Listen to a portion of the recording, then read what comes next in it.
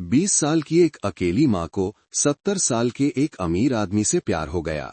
इसके पीछे की सच्चाई जानकर हर कोई भावुक हो गया। मार्च का महीना था। दिल्ली का आसमान उदास था और सड़कों पर हल्की बूंदाबांदी हो रही थी।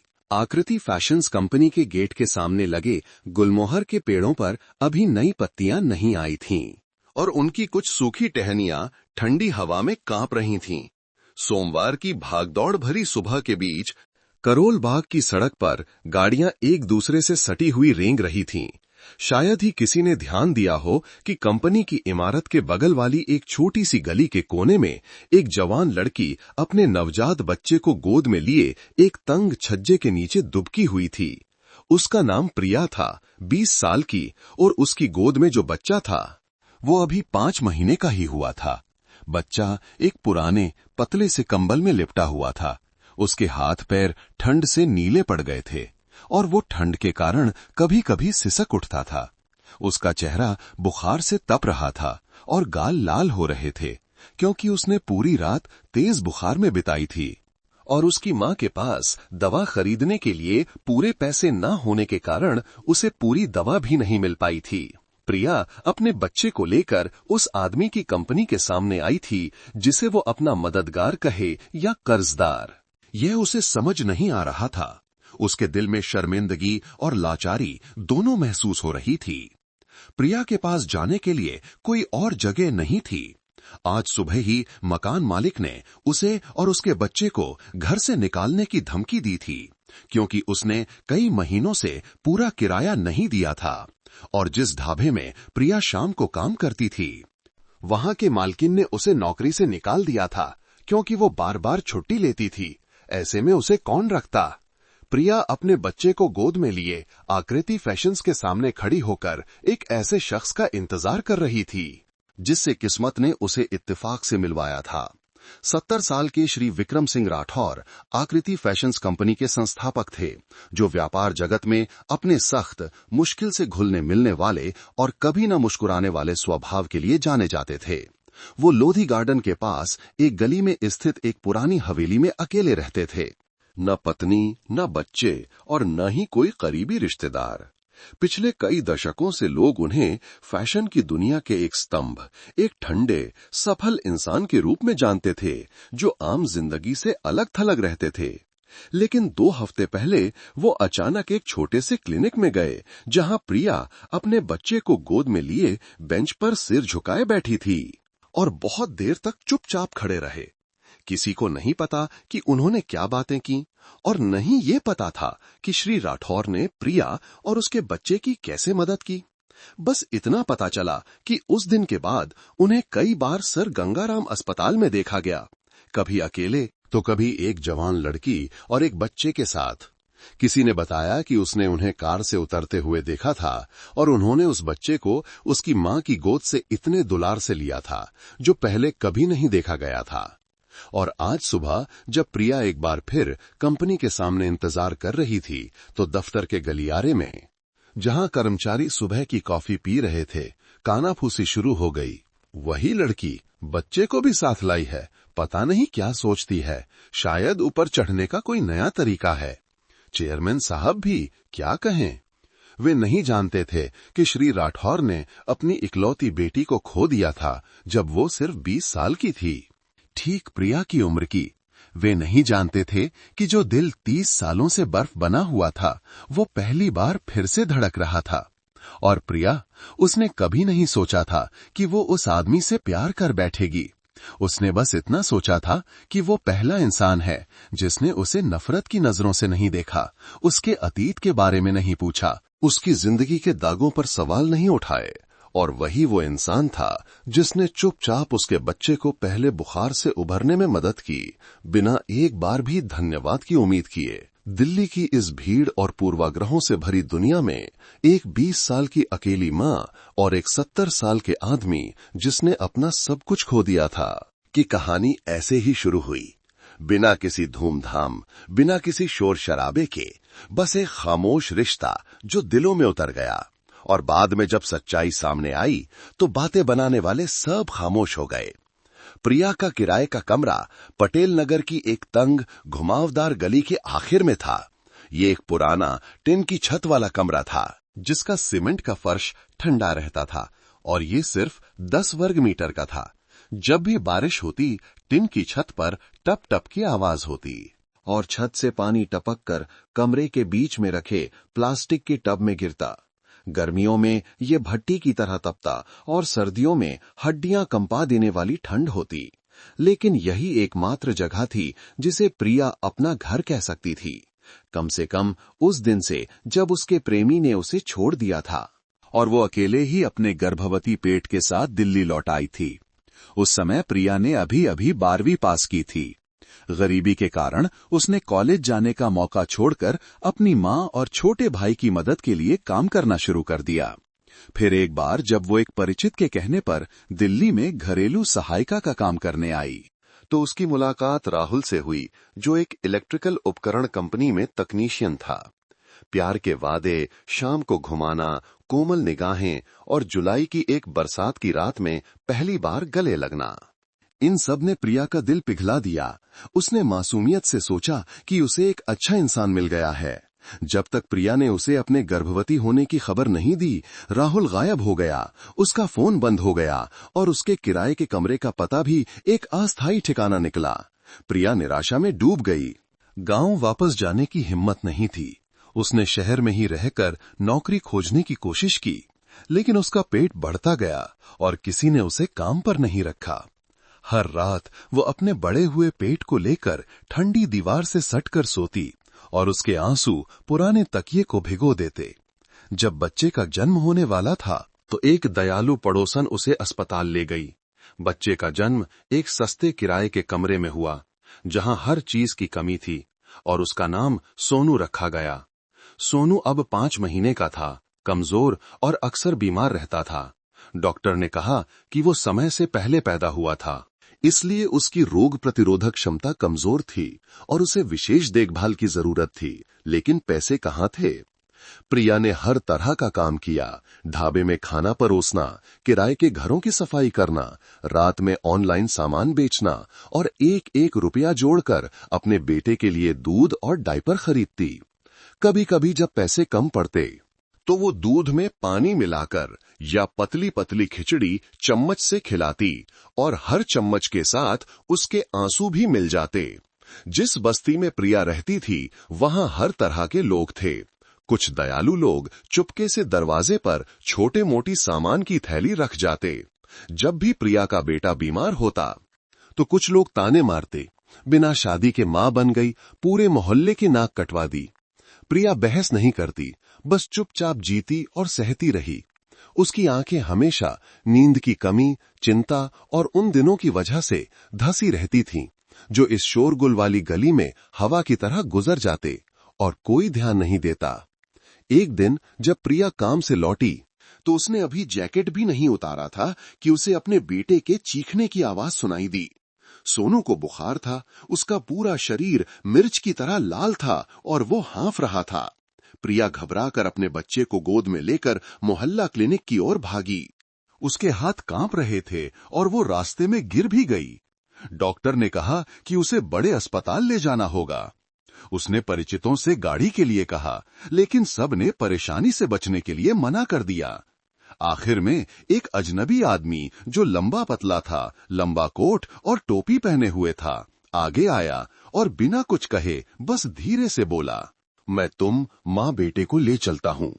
प्रिया नहीं जानती थी कि वो कौन है, बस इतना जानती थी कि उस रात की उस गाड़ी की वजह से उसके बेटे को समय पर इलाज मिल गया।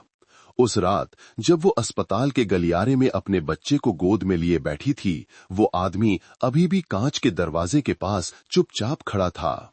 बहुत देर तक मां बेटे को देखता रहा और फिर चुपचाप चला गया। बहुत बाद में प्रिया को पता चला कि वो श्री राठौर थे, दिल्ली की सबसे बड़ी फैशन कंपनियों में से एक के संस्थापक। एक ऐसा व्यक्ति जो हमेशा एकांत में रहा, जिसे दुनिया की बातों से कोई मतलब नहीं था, जब तक कि वो उस मां बेटे से नहीं मिला।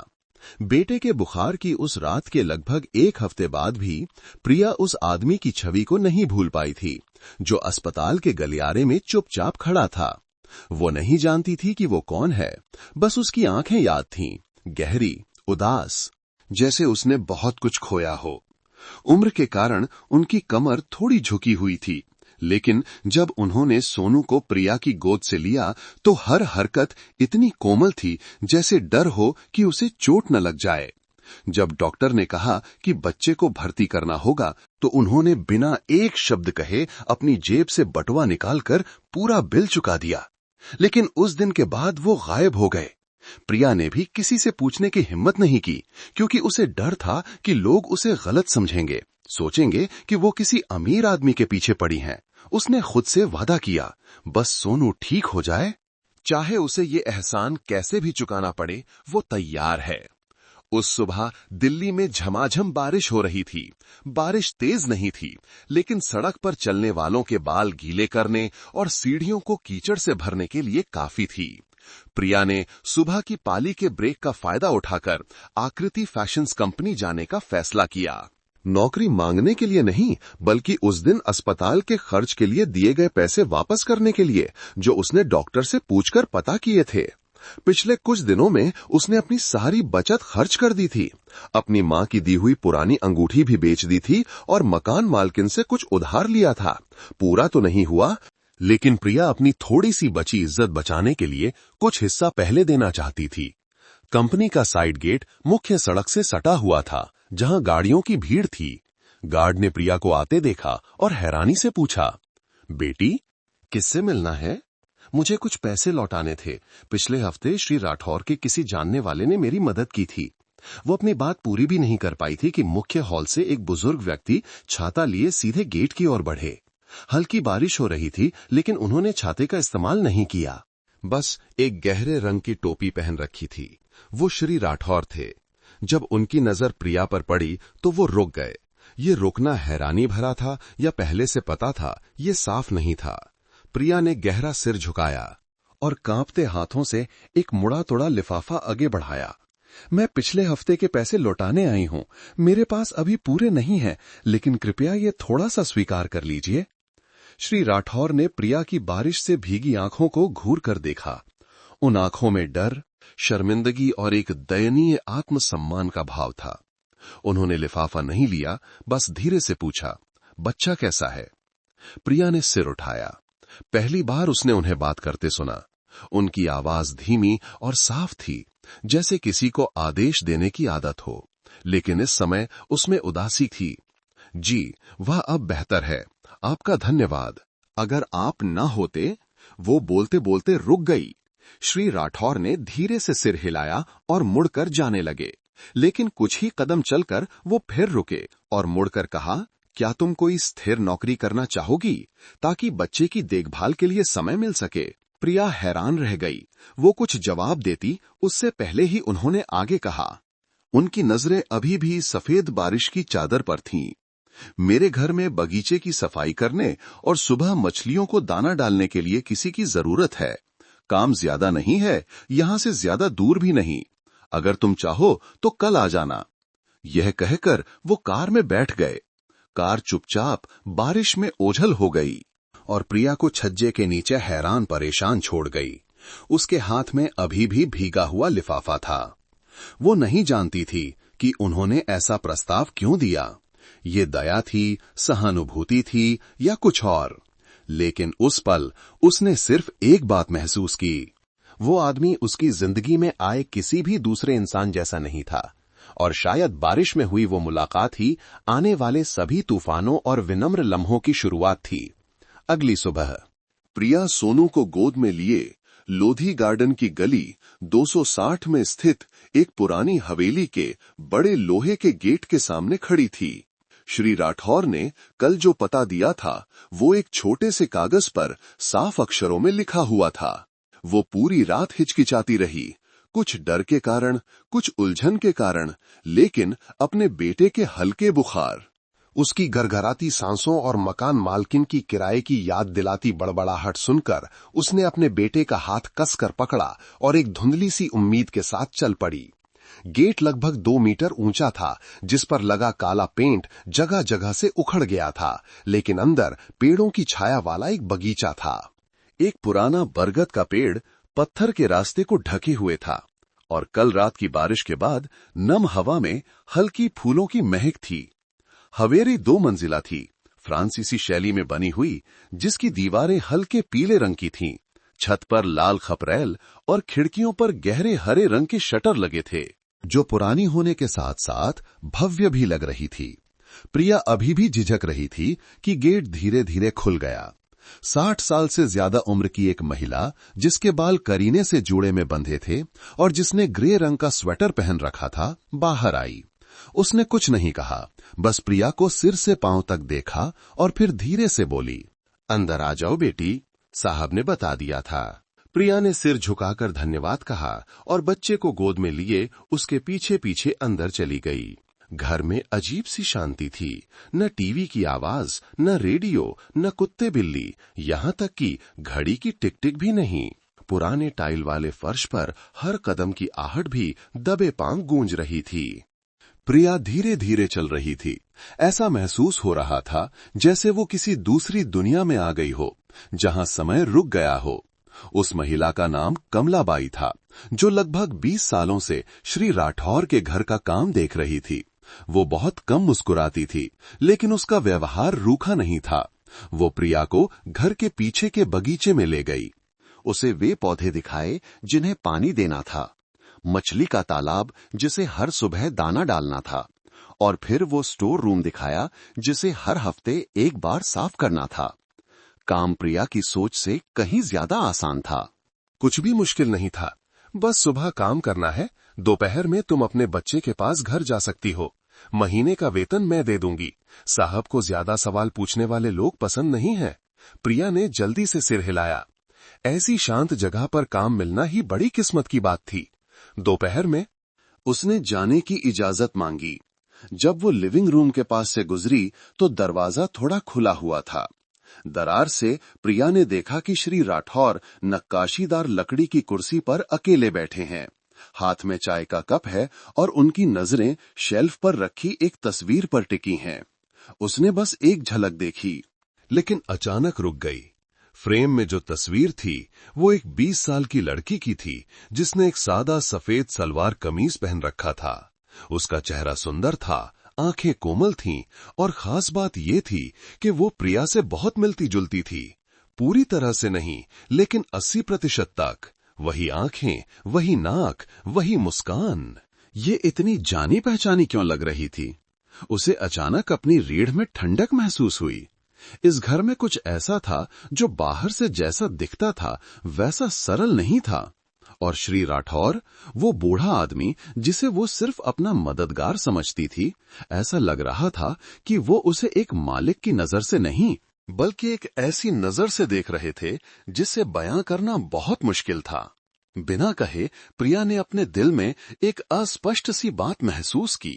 शायद आज से उसकी जिंदगी एक बिल्कुल नए मोड़ पर जाने वाली थी। एक ऐसा मोड़ जिसके बारे में उसने कभी सोचने की हिम्मत भी नहीं की थी। श्री राठौर की हवेली में काम करने के शुरुआती दिनों में प्रिया हमेशा मर्यादित व्यवहार करती थी। वो समय पर आती, अपना काम सफाई से करती, ज्यादा बात नहीं करती और बिना इजाजत किसी कमरे में नहीं जाती थी। वो अपनी हैसियत अच्छी तरह समझती थी। वो सिर्फ एक अकेली मां थी जिसे मदद मिलना भी एक आशीर्वाद था, इसलिए उसे अपनी सीमाओं का ध्यान रखना था।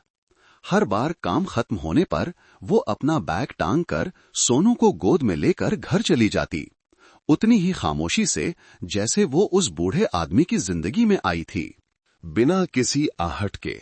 लेकिन कुछ बातें बिना कहे भी लोगों का ध्यान खींच लेती हैं, जैसे श्री राठौर का हर सुबह दूसरी मंजिल की खिड़की के पास खड़े होकर प्रिया के गेट से गुजरने का इंतजार करना, उनकी खामोश नजरें आंगन पर टिकी रहती थीं। या जैसे कमलाबाई का हर रोज थोड़ा ज्यादा दलिया बनाना और एक ग्लास दूध पाउडर मिलाकर रख देना, ये कहकर कि शायद छोटा बच्चा भूखा हो, और ये कभी स्वीकार न करना कि ये श्री राठौर ने कहा था। एक बार जब प्रिया मछलियों को दाना डाल रही थीं, तो सोनू जोर जोर से रोने लगा। उसे अचानक बुखार चढ़ गया। उसका चेहरा लाल हो गया और हाथ पैर हल्के से कांपने लगे। प्रिया घबरा गई। उसे समझ नहीं आया कि क्या करे। वो घबराहट में बच्चे को उठाकर बाहर गाड़ी बुलाने के लिए भागने ही वाली थी कि श्री राठौर घर से बाहर निकले। उनका चेहरा गंभीर हो गया और उन्होंने जल्दी से कहा, इसे अंदर लाओ। बिना किसी सवाल, बिना किसी नाराजगी या हैरानी के उन्होंने धीरे से सोनू को लिविंग रूम में ले जाकर लंबे सोफे पर लिटाया। गर्म कपड़े से उसका शरीर पोंछा और कमलाबाई को पानी लाने के लिए कहा। उन्होंने कहा, मेरे जान पहचान के डॉक्टर को घर बुलाओ। प्रिया हक्की बक्की खड़ी रह गई। ये पहली बार था जब उसने उन्हें इतना करीब से देखा था। आमतौर पर वो ज्यादा बात नहीं करते थे, बस चाय पीते, अखबार पढ़ते और जब वो पास से गुजरती तो हल्का सा सिर हिला देते। लेकिन आज उन्होंने खुद उसके बेटे को उठाया, उसका माथा पोंछा और यहां तक कि बच्चे के बालों को एक अजीब सी कोमलता से सहलाया। डॉक्टर के आने, इंजेक्शन लगाने और सलाह देने के बाद रात हो चुकी थी। कमलाबाई ने प्रिया को सलाह दी, आज रात यहीं रुक जाओ, बच्चे को नीचे वाले कमरे में सुला दो। रात में कुछ हो तो संभालना आसान होगा। बाहर बारिश हो रही है, आना जाना खतरनाक है। प्रिया झिझकी, लेकिन सोनू को थका हुआ और गरगराती सांसों के साथ देखकर उसने सिर हिलाकर धन्यवाद कहा। उस रात कमलाबाई ने प्रिया और उसके बेटे के लिए रसोई के पास एक छोटे से कमरे में सोने का इंतजाम कर दिया, जहां साफ चादर और गद्दे पहले से थे। प्रिया अपने बेटे के पास लेटी रही, लेकिन सो नहीं पाई। उसे किसी की देखभाल और चिंता की आदत नहीं थी। ये एक ऐसा एहसास था जिसे वो बहुत पहले भूल चुकी थी। अगली सुबह जब प्रिया खाने की मेज साफ कर रही थी, श्री राठौर सीढ़ियों से नीचे आए। उन्होंने भूरे रंग का सिल्क का कुर्ता पायजामा पहन रखा था। उनके सफेद बाल करीने से संवरे हुए थे। हाथ में चाय का कप था। जैसे ही उन्होंने प्रिया को देखा, वो रुक गए। उसकी प्लेट में रखे अंडे को देखकर अचानक बोले, तुमने नाश्ता किया? प्रिया चौंक गई और घबराकर जवाब दिया, जी नहीं, मैं सोच रही थी कि काम खत्म करके घर चली जाऊंगी। श्री राठौर ने बात काट दी, बैठकर खा लो, खाना बच जाएगा तो बर्बाद ही होगा। वो हिचकिचाई, लेकिन उनकी आंखों में न तो आदेश था और न ही कोई आग्रह। बस एक हल्की सी बात थी जिसका मकसद शायद सिर्फ इतना था कि वो एक ढंग का भोजन कर ले। और इस तरह वो पहला सुबह का नाश्ता शुरू हुआ, खामोशी में। वो छोटे छोटे निवाले खा रही थी। वो अभी भी धीरे धीरे चाय पी रहे थे, उसे नहीं देख रहे थे, लेकिन वहां से गए भी नहीं। माहौल अजीब था, लेकिन असहज नहीं, बस चम्मच के प्लेट से टकराने की आवाज, पुरानी लकड़ी के दरवाजे से गुजरती हवा की आवाज और एक ऐसी खामोशी थी जो किसी भी औपचारिक बातचीत से ज्यादा सुकून देने वाली थी। उस दिन के बाद हर सुबह ऐसा ही होता। जब प्रिया अपना काम खत्म कर लेती तो श्री राठौर कहते, बैठकर खा लो, खाकर ही घर जाना। किसी ने कुछ कहा नहीं, लेकिन हवेली में हर कोई महसूस कर सकता था कि उस ठंडे घर में चुपचाप कुछ पनप रहा था। आकृति फैशंस कंपनी दिल्ली के सबसे अच्छे इलाकों में से एक में स्थित थी, एक बड़े चौराहे के ठीक बगल में, जहां से हर दिन हजारों लोग गुजरते थे। चारों तरफ कांच से ढकी ऊंची आधुनिक इमारत देश के डिजाइनरों के लिए गर्व का विषय थी, क्योंकि ये न केवल संचालन का केंद्र था, बल्कि एक प्रसिद्ध फैशन ब्रांड का दिल भी था, जिस पर उसके संस्थापक श्री राठौर की व्यक्तिगत छाप थी।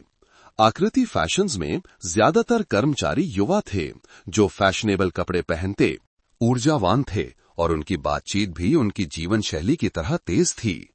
कंपनी में खबरें हवा से भी तेज फैलती थीं, और जो कहानियां कानों कान फैलती थीं, उनमें अक्सर मिर्च मसाला लगा होता था। खासकर जो बात एक ऐसे आदमी के बारे में हो जिसका नाम कर्मचारियों ने दशकों से सुना था, तस्वीरें देखी थीं, लेकिन कभी सीधे तौर पर नहीं मिले थे। श्री राठौर लंबे समय से रोजमर्रा के कामकाज में दखल नहीं देते थे। सब कुछ उनके सहायक और युवा निदेशक मंडल द्वारा संभाला जाता था। वो केवल नए उत्पादों के अंतिम मूल्यांकन सत्रों में भाग लेते थे और कार्यालय क्षेत्र में बहुत कम दिखाई देते थे।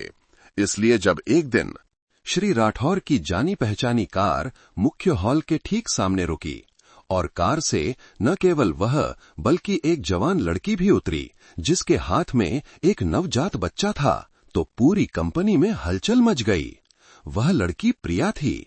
उसने ब्रांडेड कपड़े नहीं पहने थे, परफ्यूम नहीं लगाया था और ऊंची एड़ी के जूते नहीं पहने थे। उसने एक पतला सा जैकेट पहन रखा था, बाल सादगी से बंधे थे और वो बच्चे को गोद में लिए श्री राठौर के पीछे पीछे धीरे धीरे चल रही थी। वो आदमी दूसरों की हैरान नजरों का आदी था, लेकिन आज वो थोड़ा असहज लग रहा था। प्रिया ऑफिस में ऊपर नहीं गई। वो सिर्फ रिसेप्शन पर रुकी एक कपड़े का थैला देने के लिए, जिसके अंदर एक डिब्बे में खिचड़ी, अदरक के 2 टुकड़े और एक शीशी बाम था। कमलाबाई ने उसे यह श्री राठौर को देने के लिए कहा था। उन्हें हल्की ठंड लग गई थी और वो अंग्रेजी दवा नहीं लेते थे। काम खत्म करके प्रिया ने सिर झुकाकर धन्यवाद कहा और बच्चे को लेकर बाहर निकल गई। वो साइड गेट से जाना चाहती थी, लेकिन नजरें पहले ही चुपचाप उसे घेर चुकी थीं। रिसेप्शनिस्ट, डिजाइन विभाग की कुछ लड़कियां, डिलीवरी वाला लड़का सब देख रहे थे। कोई जोर से नहीं बोला, लेकिन होंठ भींचे हुए थे। आंखें उठी हुई थीं और पीठ पीछे कानाफूसी हो रही थी। ये कौन है? अकेली माँ है क्या? बच्चे को कंपनी क्यों लाई है? जानी पहचानी लग रही है। शायद उस दिन गेट के बाहर खड़ी थी। सुना है श्री राठौर की हवेली में ही रहती है। गजब है। आधे दिन के भीतर अफवाहें पूरी कंपनी में फैल गईं। कुछ ने अनुमान लगाया कि वो कोई दूर की रिश्तेदार है। कुछ ने कहा कि शायद ये उनकी बेटी है, जिसे उन्होंने सालों तक छिपा कर रखा था और अब स्वीकार कर लिया है। लेकिन ज्यादातर लोग एक ही निष्कर्ष पर पहुंचे, एक युवा प्रेमिका। सबसे ऊपरी मंजिल पर अपने कार्यालय में श्री राठौर अभी भी चाय की मेज के पास चुपचाप बैठे थे। उनकी आंखें बड़ी कांच की खिड़की से दूर देख रही थीं। वो अच्छी तरह जानते थे कि हर तरह की बातें फैल रही हैं। अपने पुराने स्वभाव के अनुसार उन्हें इस बात की परवाह नहीं थी कि दुनिया क्या कहती है। लेकिन इस बार किसी और के लिए उन्हें अचानक अफसोस महसूस हुआ। वो जानते थे कि प्रिया सुनेगी, समझेगी और शायद दुखी होगी। उस शाम जब वो हवेली लौटी तो वो आंगन के बीच में एक बड़े पेड़ के नीचे अकेले बैठे थे। उसे अंदर आते देख उन्होंने चाय का कप नीचे रखा और धीरे से कहा, मुझे आज के लिए खेद है कि तुम्हें मेरे साथ कंपनी आना पड़ा। प्रिया थोड़ी चौंक गई। उसे उम्मीद नहीं थी कि उनके जैसा व्यक्ति माफी मांगेगा। उसने सिर झुकाया। जी कोई बात नहीं, मुझे अब आदत हो गई है। लोग कुछ भी कहें, जब तक मेरा बेटा स्वस्थ है मेरे लिए इतना ही काफी है। उन्होंने उसे देर तक देखा, कुछ और नहीं कहा, बस धीरे से बोले, आगे से अगर कोई कुछ पूछे तो कह देना कि तुम मेरी परिचित हो। परिचित, एक ऐसा शब्द जो सुरक्षित भी लगता था और दूर का भी। लेकिन इसी बात ने प्रिया का दिल दुखी कर दिया। शायद आज से वो आधिकारिक तौर पर एक ऐसी जगह के भंवर में कदम रख चुकी थी जो अब उस पुरानी हवेली की तरह शांत नहीं थी। और वो नहीं जानती थी कि ये तो बस शुरुआत थी, तूफान तो अभी दरवाजे पर दस्तक दे रहा था। प्रिया की आकृति फैशंस कंपनी के हॉल में दिखाई देने के बाद वहां का माहौल अब पहले जैसा शांत नहीं रहा।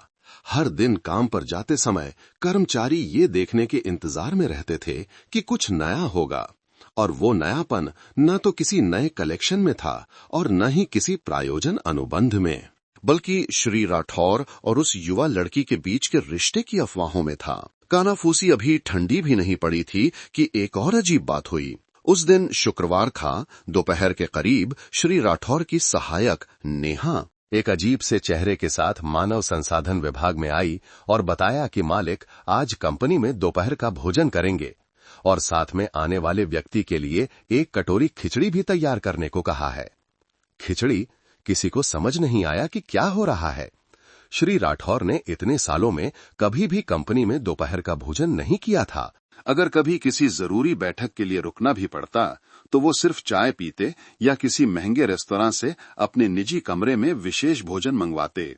और आज वो खिचड़ी खाएंगे और वो भी अलग से तैयार करने को कहा है। ठीक 12 बजे जानी पहचानी कार चुपचाप साइड गेट पर रुकी। प्रिया कार से उतरी। उसके हाथ में सोनू था। उसने हमेशा की तरह साफ सुथरे सादे कपड़े पहने थे। गहरे रंग की पैंट, पतला ऊनी जैकेट और बाल पीछे करीने से बंधे थे। कंबल में लिपटा सोनू शांति से सो रहा था। प्रिया को ऊपरी मंजिल के निजी भोजन कक्ष में बुलाया गया, जहां बहुत कम लोगों को जाने का मौका मिलता था। कमलाबाई पहले से ही पीछे की छोटी रसोई में मौजूद थीं, खिचड़ी का कटोरा गर्म करने और अदरक का पानी ग्लास में डालने में व्यस्त थीं।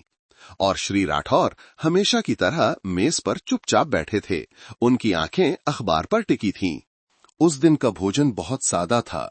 एक प्लेट उबली हुई सब्जियां, एक कटोरी मछली करी और सोनू के लिए अच्छी तरह से पकाई गई सफेद खिचड़ी। श्री राठौर ने बस कुछ निवाले खाए और ज्यादातर समय वो अपनी मां की गोद में बच्चे की मीठी आवाजों को सुनते रहे। जब सोनू ने आंखें खोलीं और मासूमियत से हंसा तो उन्होंने अनजाने में अपना हाथ बढ़ाकर उसकी पीठ को धीरे से थपथपाया और उनके चेहरे पर एक हल्की सी मुस्कान आ गई जो बहुत कम दिखाई देती थी। इस बीच तीसरी मंजिल पर कर्मचारियों के भोजन कक्ष में माहौल तनावपूर्ण था। अरे, कोई खबर है? वो लड़की फिर आई है, सीधे निजी कमरे में गई है और बच्चे को भी साथ लाई है। समझ नहीं आता श्री राठौर क्या करना चाहते हैं। इस पूरी कंपनी में युवा, सुंदर, प्रतिभाशाली लोग हैं, फिर उन्होंने एक अकेली मां को क्यों चुना? ये सवाल खाने की ट्रे के चारों ओर गूंज रहे थे, एयर कंडीशनर की आवाज और चम्मच कटोरी की खनक के बीच। कोई जोर से नहीं बोल रहा था, लेकिन सब जानते थे कि कोई खास है जिस पर श्री राठौर की नजर है। श्री राठौर की सहायक नेहा दूर से ऊपरी मंजिल की ओर देख रही थी। उसकी आंखें ठंडी थीं, हाथ में फाइल कसकर पकड़ी हुई थी और उसके दिमाग में एक बड़ा संदेह आकार ले रहा था। वो श्री राठौर के स्वभाव को अच्छी तरह जानती थी। वे गोपनीय, सतर्क और आसानी से किसी पर भरोसा नहीं करने वाले थे। और अब वे एक अजनबी लड़की को कंपनी में आने जाने दे रहे हैं, कर्मचारियों के सामने ला रहे हैं, यहां तक कि काम के बीच में भोजन भी कर रहे हैं। ये सब अभूतपूर्व था। उस शाम जब प्रिया कंपनी से निकली अपने बेटे के लिए बची हुई खिचड़ी का डिब्बा लेकर, तो उसे कई लोगों की नजरों का सामना करना पड़ा। कुछ ने उत्सुकता से देखा, कुछ ने औपचारिक रूप से मुस्कुराया, लेकिन कई नजरें जांच पड़ताल करने वाली, ठंडी और तिरस्कारपूर्ण थीं। प्रिया धीरे धीरे चली, सिर उठाने की हिम्मत नहीं हुई। उसका दिल बेचैन होने लगा। उसने कभी नहीं सोचा था कि किसी की परवाह पाना उसे इतना असहज कर देगा। इसलिए नहीं कि उसे नफरत किए जाने का डर था, बल्कि इसलिए कि वो नहीं चाहती थी कि कोई सोचे कि वो किसी की अच्छाई का फायदा उठा रही है। उस रात जब वो अपनी बस्ती में लौटी तो वो घर के बरामदे में अकेली बैठी सोनू को गोद में लिए सो रही थी और उसकी आंखें काले बादलों से ढके आसमान को देख रही थीं। प्रिया ने खुद से पूछा कि क्या वो उजाले की ओर बढ़ रही है या सिर्फ एक भ्रामक रोशनी में भटक गई है। वो नहीं जानती थी, बस इतना जानती थी कि जब से उसने उस हवेली और श्री राठौर की जिंदगी में कदम रखा है, उसके दिल में कुछ ऐसी हलचलें होने लगी हैं जिन्हें समझना मुश्किल है। लेकिन प्रिया को क्या पता था कि यही हलचलें उसे उन तूफानों का सामना करने पर मजबूर कर देंगी जो चुपचाप आ रहे थे। मार्च के मध्य में एक सुबह कई दिनों की बूंदाबांदी के बाद हल्की धूप निकली थी। हवेली के पीछे के छोटे से बगीचे में प्रिया एक पुराने पेड़ के नीचे गिरे हुए पत्ते उठा रही थी। तभी कमलाबाई पास आईं और उसे एक छोटा तौलिया दिया। अपना चेहरा पोंछ लो बेटी, माथे पर पसीना आ गया है। प्रिया ने जल्दी से धन्यवाद कहा। इन दिनों सोनू कम बीमार पड़ता था और ज्यादा सोता था, जिससे वो भी पहले से कम थकी हुई दिखती थी। हर सुबह यहाँ काम पर आना उसे एक अजीब सी शांति देता था। अब न तो गाड़ियों का शोर था, न तिरस्कार भरी नजरें, न कोई ताक झांक। घर भले ही शांत था, लेकिन साफ सुथरा, व्यवस्थित था और उसमें कुछ ऐसा था जो किसी को वहां ज्यादा देर रुकने के लिए मजबूर करता था। उस दिन श्री राठौर घर पर नहीं थे। वो सुबह किसी काम से बाहर गए थे और कमलाबाई को कह गए थे कि प्रिया मचान पर बने उनके चलपना कक्ष को साफ कर दे, जहां वो अक्सर किताबें पढ़ते और दोपहर में आराम करते थे। किताबों की अलमारी पर धूल पोंछते समय प्रिया के हाथ से गलती से एक पुरानी डायरी गिर गई।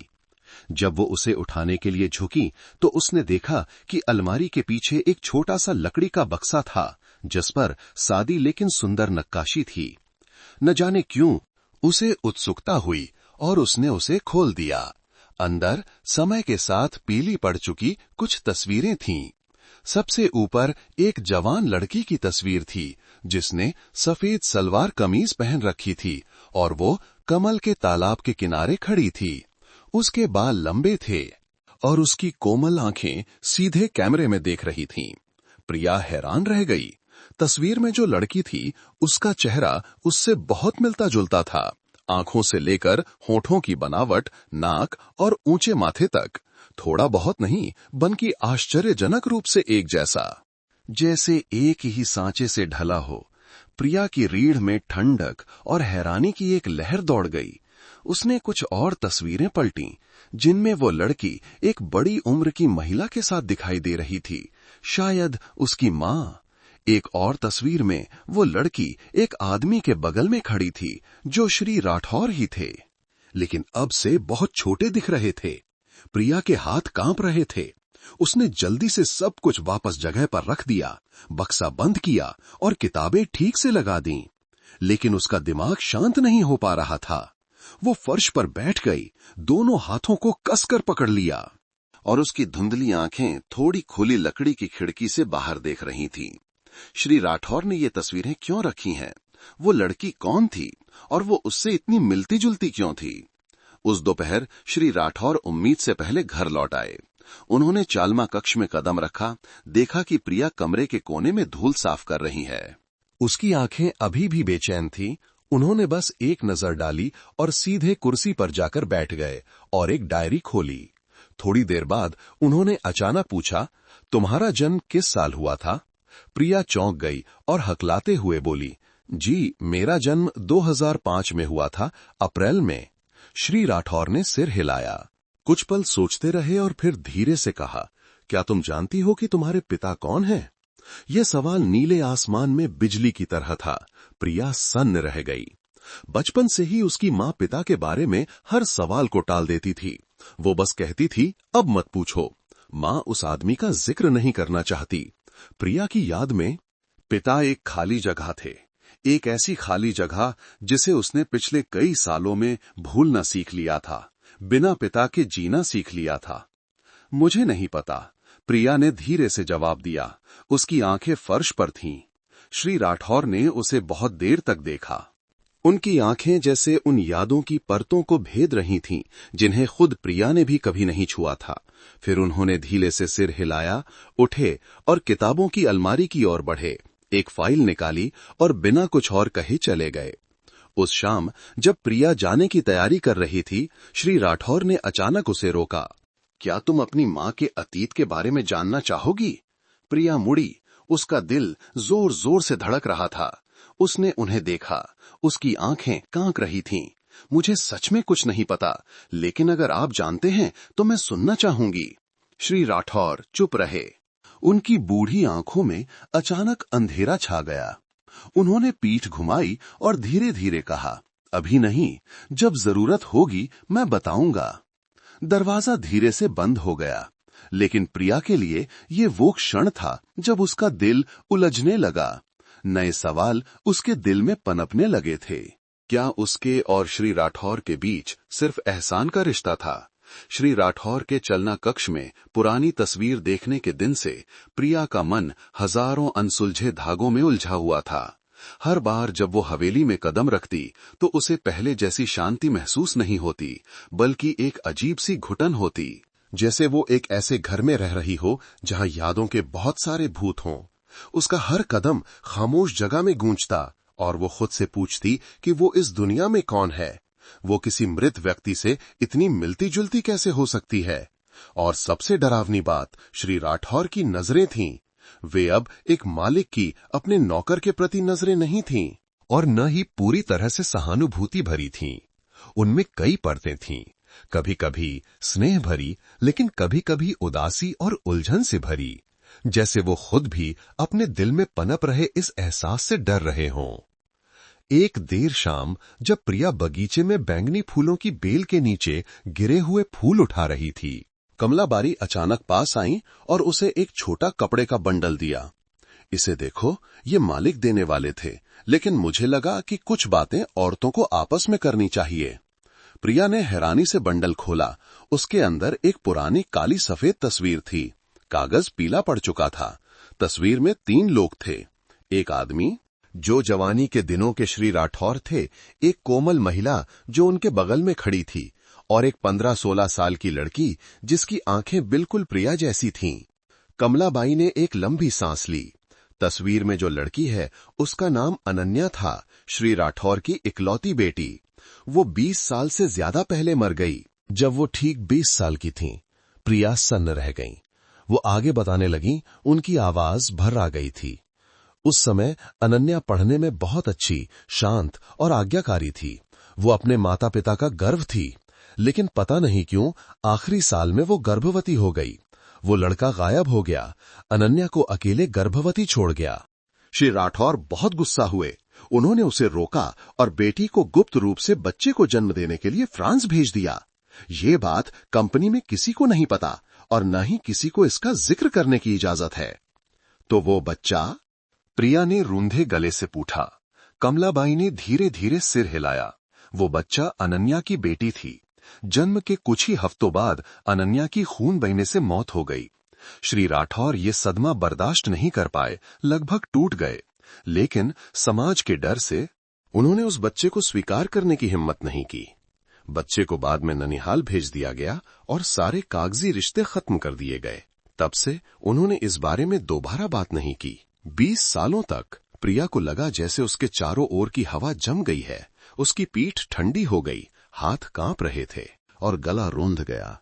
उसे अचानक श्री राठौर का उस दिन का सवाल याद आया, क्या तुम जानती हो कि तुम्हारे पिता कौन हैं? और उसका दिल डूब गया। क्या आपको लगता है कि मैं वो बच्ची हूं? कमलाबाई ने सीधा जवाब नहीं दिया। उन्होंने बस प्रिया के कंधे पर हाथ रखा। उनकी आंखें गहरी थीं। मैं दावा तो नहीं कर सकती, लेकिन जब मैंने तुम्हें पहली बार देखा तो मुझे शक हुआ था। तुम अनन्या से बहुत मिलती हो, आंखों से लेकर चलने के ढंग और आवाज तक। बस मालिक ही इस सच का सामना करने की हिम्मत नहीं कर पा रहे हैं। उस शाम प्रिया अभूतपूर्व उलझन की स्थिति में अपने कमरे पर लौटी। वो घंटों बिस्तर के पास बैठकर सोनू को सोते हुए देखती रही। उसका मन बेचैन था। अगर ये सच है तो वो कौन है? श्री राठौर की बेटी, उस व्यक्ति की पोती जो हर दिन उसके बेटे की देखभाल कर रहा है। डर ने प्रिया को घेर लिया। उसे विश्वास करने की हिम्मत नहीं हुई। वो आगे सोचने से डर रही थी। लेकिन उसी दिन से उसने श्री राठौर की हर छोटी बड़ी हरकत, हर नजर पर ध्यान देना शुरू कर दिया। उसने साफ महसूस किया कि वो कुछ छिपा रहे हैं, कुछ टालने की कोशिश कर रहे हैं, लेकिन वो क्या है ये कहने की हिम्मत किसी में नहीं थी। उस रात प्रिया सो नहीं पाई। छोटी खिड़की से हवा अंदर आ रही थी, उसके बेटे के बालों को सहला रही थी और उसके दिमाग में एक जलता हुआ सवाल था, अगर मैं सच में उनकी बेटी हूं तो ये सब जो हो रहा है वो क्या है? ये एहसान है, प्रायश्चित है, या नैतिकता की सीमाओं से परे कोई भावना है? और उसी पल से प्रिया जान गई कि उसकी जिंदगी एक ऐसे मोड़ पर आने वाली है जहां से वापसी का कोई रास्ता नहीं होगा। कमलाबाई से तस्वीर मिलने वाली शाम के बाद से प्रिया का मन कभी शांत नहीं हुआ। वो हर सुबह एक भारी दिल के साथ हवेली में कदम रखती। घर के हर जाने पहचाने कोने को इस उम्मीद से देखती कि शायद उसे अपने संदेह की पुष्टि करने वाला कोई सुराग मिल जाए, या कम से कम श्री राठौर से एक सीधा जवाब मिल जाए। लेकिन वो अभी भी चुप थे। अभी भी वही शांत आदमी थे जो सुबह चाय की मेज पर बैठते, धीरे धीरे अखबार के पन्ने पलटते और कहते, बैठकर खा लो, खाना ठंडा हो जाएगा, जैसे कुछ हुआ ही न हो। उनकी खामोशी प्रिया का दम घोंट रही थी। अब उनका हर शब्द, हर हरकत उसे जरूरत से ज्यादा सोचने पर मजबूर कर देती थी। जैसे उस दिन जब वो बगीचे में सोनू के साथ खेल रही थी तो वो अचानक बाहर आए। हाथ में एक गिलास संतरे का रस था जो पहले से निचोड़ा हुआ था। इसे बच्चे को पिला दो। बच्चों में संतरे के रस की कमी से खून की कमी हो सकती है। प्रिया ने ग्लास लेकर धीरे से धन्यवाद कहा। वो सिर झुकाने ही वाली थी कि उन्होंने अचानक पूछा, बचपन में क्या तुम्हें कभी बुखार में दौरे पड़ते थे? इस सवाल ने प्रिया को हैरान कर दिया। जी, मैंने मां से सुना है कि बचपन में मुझे तेज बुखार में दौरे पड़ते थे, लेकिन 3 साल की उम्र के बाद ये ठीक हो गया। उन्होंने सिर हिलाया और कुछ नहीं कहा, लेकिन प्रिया वहीं खड़ी रह गई। उसके हाथ में संतरे के रस का गिलास इतनी कसकर पकड़ा हुआ था जैसे वो उस शांति की परत को तोड़ देना चाहती हो जिसे वो इतने समय से बनाए रखने की कोशिश कर रही थी। अगले कुछ दिनों में ऐसे ही सवाल आते रहे। उन्होंने प्रिया के ब्लड ग्रुप के बारे में पूछा, आनुवंशिक विशेषताओं के बारे में, और यहां तक कि उस छोटे से गांव के बारे में भी बात छेड़ी जहां वो अपनी मां के साथ बड़ी हुई थी। हर सवाल हल्का, अनौपचारिक लगता था, लेकिन प्रिया के लिए ये अब बेमतलब नहीं था। ये एक परीक्षा थी। एक दिन कमलाबाई ने प्रिया को ऊपर एक छोटा सा उपहार बॉक्स ले जाने के लिए कहा। उस समय श्री राठौर का कमरा बंद नहीं था। जैसे ही उसने बॉक्स मेज पर रखा, उसकी नजर गलती से चाय की मेज पर रखे एक कागज पर पड़ी। DNA test report. प्रिया वहीं जम गई। उसने आगे बढ़ने की हिम्मत नहीं की, ध्यान से देखने की हिम्मत नहीं की। बस इतना पता था कि उसका पूरा शरीर ठंडा पड़ गया था, जैसे किसी ने सर्दियों में उस पर पानी डाल दिया हो। वो जल्दी से मुड़कर बाहर निकल गई। उसका दिल जैसे कोई चीख रहा हो। उन्हें भी शक है, तो वो चुपचाप इस बात की पुष्टि कर रहे हैं। उस शाम जब प्रिया ने जाने की इजाजत मांगी तो श्री राठौर ने उसे रोका। आज रात खाने पर रुक जाओ, मैंने पसलियों और पपीते का सूप बनाया है। पहले मेरी बेटी को ये बहुत पसंद था। प्रिया ने अपना बैग कसकर पकड़ा और फीकी हंसी हंसते हुए कहा, जी, ये मेरी माँ भी अक्सर बनाती थी, मैं बचपन से खाती आ रही हूँ। श्री राठौर ने उसे बहुत देर तक देखा, इतनी देर तक कि प्रिया को लगा जैसे उनकी नजरें एक चाकू की तरह उस शांत चेहरे के नकाब को चीर रही हैं। फिर उन्होंने धीरे से कहा, जैसे खुद से बात कर रहे हों, कुछ व्यंजन ऐसे होते हैं जो सिर्फ खून के रिश्ते वालों को ही जाने पहचाने लगते हैं। उस रात प्रिया अपने कमरे पर नहीं लौटी।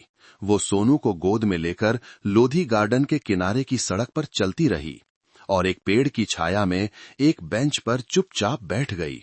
उसके आंसू बिना रुके बह रहे थे। उसे इस बात का डर नहीं था कि श्री राठौर उसके असली पिता हैं।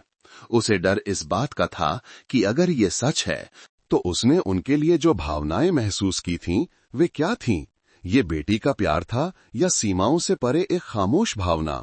अगर ये खून का रिश्ता है तो उसे अपने दिल की हर धड़कन को रोकना होगा, और अगर नहीं तो वे परीक्षाएं क्या थीं? ये एक जांच थी, एक संदेह था या एक देर से आया हुआ पारिवारिक लगाव? ये सवाल पूरी रात उसके साथ रहा और अगली सुबह जब उसने हवेली में कदम रखा तो प्रिया ने फैसला कर लिया था कि अगर श्री राठौर नहीं कहेंगे तो वो खुद बात शुरू करेगी। उस शाम दिल्ली में हल्की बारिश हो रही थी। बारिश की बूंदें हवेली के बगीचे में पेड़ों की छतरी पर एक पतली धुंध की तरह छाई हुई थीं। ठंडी हवा के झोंके चल रहे थे जिसमें नम मिट्टी और घर के पीछे की काई लगी दीवार से मेहंदी की खुशबू आ रही थी। प्रिया उसी पुराने पेड़ के नीचे चुपचाप बैठी थी जहां वो अक्सर सुबह मछलियों को दाना डालती थी। उसके हाथ में सो रहे सोनू को कसकर पकड़ा हुआ था। उसने ऊपर हिलती हुई पत्तियों को देखा। उसका मन उलझा हुआ था। कई दिन हो गए थे। श्री राठौर ने पुरानी बात का जिक्र नहीं किया था और न ही उस डीएनए टेस्ट रिपोर्ट का। वो ऐसे व्यवहार कर रहे थे जैसे कुछ हुआ ही न हो, लेकिन यही खामोशी प्रिया का दम घोंट रही थी। उसने इंतजार किया था, धैर्य रखा था, उम्मीद की थी कि वो बात शुरू करेंगे, लेकिन अब वो जानती थी कि अगर वो पहल नहीं करेगी तो उसके मन का यह संदेह उसे हर दिन काटता रहेगा। जब श्री राठौर आंगन में आए, वही धीमी चाल, हाथ में चाय की केतली, तो प्रिया को वहां बैठा देखकर वो रुक गए। कुछ सेकंड के लिए सन्नाटा छा गया। प्रिया ने सिर नहीं उठाया और न ही हमेशा की तरह नमस्ते किया। उसने बस कहा। उसकी आवाज धीमी लेकिन दृढ़ थी, मुझे आपसे एक बात पूछनी है। श्री राठौर रुक गए, उसे घूर कर देखा। एक ऐसी नजर जिसमें पहले से अंदाजा भी था और सावधानी भी। मैं जानना चाहती हूं कि मेरी मां कौन थी। ये सवाल शांत झील में फेंके गए पत्थर की तरह था। माहौल तुरंत भारी हो गया, हवा रुक गई, पेड़ भी हिलना बंद हो गए। श्री राठौर ने हाथ में चाय की केतली को धीरे से पकड़ा और फिर बगल की पत्थर की बेंच पर धीरे धीरे बैठ गए। उनकी आंखें बेल से ढकी दीवार की ओर थीं।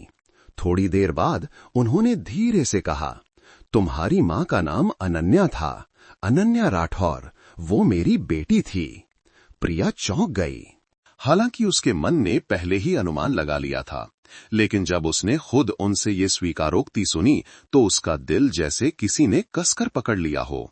तो मैं, उसकी आवाज कांप रही थी। उन्होंने सिर हिलाया, बिना उसकी ओर देखे। हाँ, तुम मेरी नातिन हो। एक लंबी खामोशी। प्रिया ने सोनू को और कसकर पकड़ लिया। उसकी आंखों के कोनों से आंसू बहने लगे थे। उसने रुंधे गले से कहा, तो आपने मुझे क्यों नहीं अपनाया, क्यों नहीं ढूंढा, मेरी मां को एक पहचान क्यों नहीं दी? इस बार वो उसकी ओर मुड़े। उनकी आंखों में गुस्सा नहीं था, न ही कोई बहाना, बल्कि थकावट और दर्द से भरी हुई थी। क्योंकि मैंने गलती की थी, मैं एक कठोर, ठंडा पिता था। जब मुझे पता चला कि अनन्या गर्भवती है तो मैंने इसे एक दाग, एक शर्म की बात माना। मैंने उसे फ्रांस जाने के लिए मजबूर किया, उसे सब कुछ छोड़ने पर मजबूर किया। मैंने सोचा कि छिपाने से सब ठीक हो जाएगा, लेकिन तुम्हारी मां मर गई। प्रिया सिसक उठी। मुझे पता है, और वो मौत मैं आज तक अपने साथ ढो रहा हूं। मुझ में उस बच्चे यानी तुम्हें पालने की हिम्मत नहीं थी, क्योंकि मैं सच का सामना करने से डरता था। मैंने बस चुपचाप किसी के जरिए पैसे भेजे और फिर संपर्क तोड़ दिया। ये मेरी जिंदगी का सबसे बड़ा पाप था। हवा फिर से धीरे धीरे चली, प्रिया के माथे पर बिखरे बालों को सहलाते हुए। वो नहीं जानती थी कि वो अपने अपमान के लिए रो रही है या उस बूढ़े आदमी के दर्द के लिए जो उसके सामने था। तो हाल ही में आपको शक हुआ, इसलिए आपने डीएनए टेस्ट करवाया। श्री राठौर ने सिर हिलाया। मैंने तुम्हारी आंखें, चलने का ढंग, आवाज देखी। सब कुछ अनन्या जैसा था। मैं डर गया, बहुत डर गया, क्योंकि मुझे तुमसे लगाव होने लगा था। सिर्फ बच्चे की वजह से नहीं, बल्कि तुम्हारी वजह से। जितना मैं तुम्हारे करीब आता, उतना ही भारी महसूस करता। तो नतीजा क्या आया? श्री राठौर ने तुरंत जवाब नहीं दिया। वो उठे और धीरे धीरे घर के अंदर चले गए। थोड़ी देर बाद वो वापस आए और प्रिया को एक मुड़ा हुआ कागज दिया। प्रिया ने उसे खोला और पहली पंक्ति पढ़ते ही उसकी आंखें धुंधला गईं, जिसमें दादा नातिन के खून के रिश्ते की पुष्टि की गई थी। कागज जमीन पर गिर गया, हवा ने उसे घास पर उड़ा दिया। प्रिया ने अपने बेटे को गोद में लिया, अपना चेहरा सोनू के दूध की महक वाले बालों में छिपा लिया और फूट फूट कर रोने लगी। और श्री राठौर ने पहली बार अपना हाथ उसके कंधे पर धीरे से रखा, एक कांपता हुआ लेकिन स्ट्रेंजली गर्म हाथ। अनन्या चली गई, लेकिन मैं तुम्हें दोबारा नहीं खो सकता।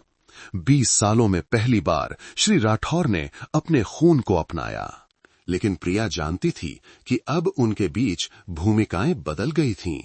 वो अब उस आदमी के सामने नहीं खड़ी थी जिसके लिए वो चुपचाप प्यार महसूस करती थी, बल्कि एक ऐसे पिता के सामने थी जो अपनी गलती सुधारने में बहुत देर कर चुका था।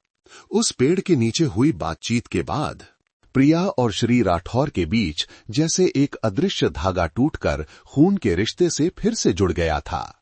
किसी ने कुछ और नहीं कहा, लेकिन हर हरकत अब ज्यादा कोमल और गर्मजोशी से भरी हो गई थी।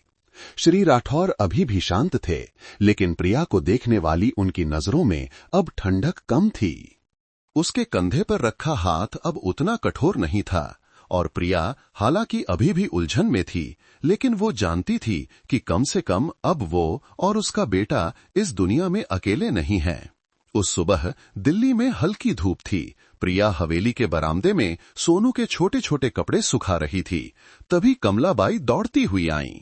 उनकी आवाज थोड़ी घबराई हुई थी। प्रिया बेटी, एक लड़का तुम्हें ढूंढ रहा है, गेट के बाहर खड़ा है, तुम्हारा और बच्चे का सही नाम पूछ रहा है। प्रिया सन्न रह गई। उसका दिल जैसे किसी ने पकड़ लिया हो।